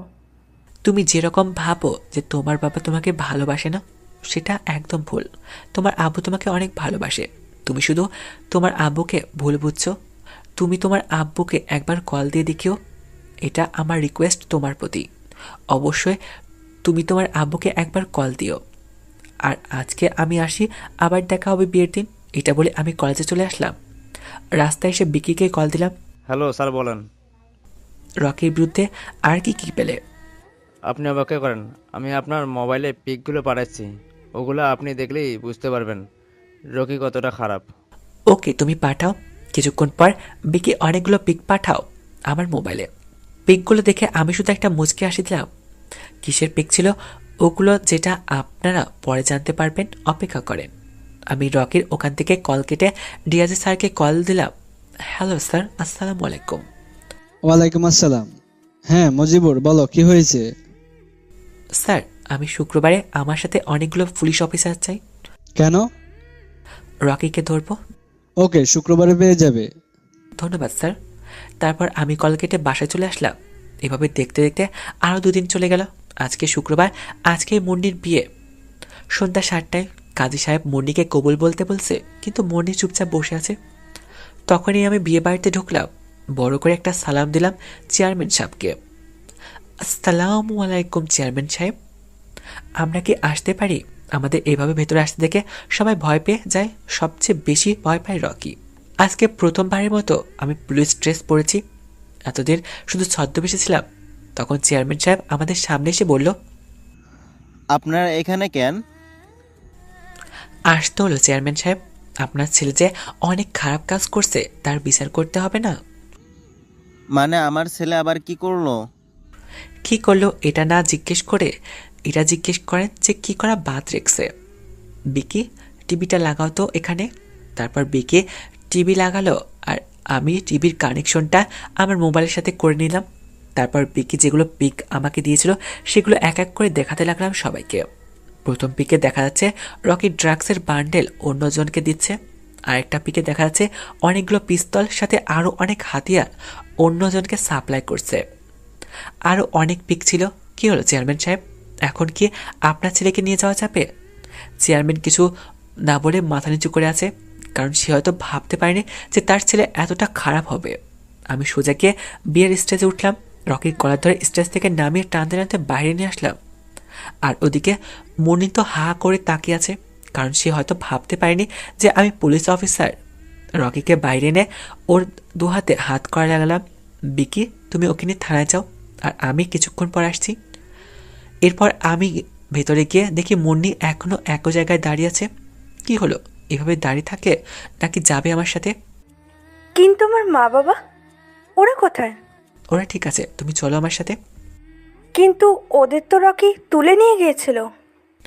আগে তুমি আমার সাথে চলো, তারপর সব দেখতে পারবে। আমি মুন্নির হাত ধরে ওখান থেকে নিয়ে আসতাম। মুন্নিকে বাসায় রেখে আমি থানায় চলে গেলাম। দুদিন পর আমার বাড়িতে সবাই একসাথে বসে আমার আর মুন্নির বিয়ের ব্যাপারে কথা বলছে আর টিভি দেখছে। এমন সময় টিভি নিউজে দেখা যাচ্ছে যে রকি পুলিশ এনকাউন্টারে মারা গিয়েছে। এই নিউজটা শুনে সবাই আমার দিকে তাকালো। কি হলো, তোমরা এভাবে তাকিয়ে আছো কেন আমার দিকে? তুই করেছিস সেটা? হ্যাঁ, রকি থানা থেকে পালিয়ে গিয়েছিল, তাই ওকে ধরতে গিয়েছিলাম। কিন্তু রকি একটা পুলিশকে হাতে গুলি করে, তাই আর কি ওকে এনকাউন্টার করতে হলো। এখন ওসব বাদ দাও, আগে বলো ভাইয়া কবে দেশে আসবে? ও, আপনাদের তো বলতে ভুলে গেছি, ভাইয়া কয়েকদিন হলো দেশের বাইরে গিয়েছে কোম্পানির কাজে। কালকে আসবে। আর আমার আর মুন্নির বিয়ের দিন পর ঠিক করা হলো। এখন আমি বাসুঘরের সামনে দাঁড়িয়ে আছি। ভেতরে ঢুকতে কেমন যেন ভয়, বুকে সাহস নিয়ে ভেতরে ঢুকে পড়লাম। ভেতরে যেতে মুন্নি এসে আমাকে সালাম করলো, এটা ভেবেছিলাম, কিন্তু না, ও তো এখনো বসে আছে, ওঠার কোনো নামই নেই। তাই আমি জিজ্ঞেস করে ওর পাশে গিয়ে বসলাম। ওটা বলছি এখান থেকে, একদম বসবে না আমার পাশে। কিন্তু কেন? এতদিন আমাকে কষ্ট দেওয়ার জন্য তোমাকে শাস্তি ভোগ করতে হবে। আর আগে আমাকে বলো, তুমি পুলিশ অফিসার হলে কি করে? ওকে বলেছিলাম মুন্নিকে সব বলবো। বাড়ি থেকে বেরিয়ে যাওয়ার পরপর কি হলো, এখনো তো বাসরটা করতে পারি। তারপর আর কি শুরু করে দিলাম বিড়াল মারার কাজ। আপনাদের আর শুনতে হবে না, গল্পটা এখানে শেষ করলাম। আল্লাহ হাফেজ।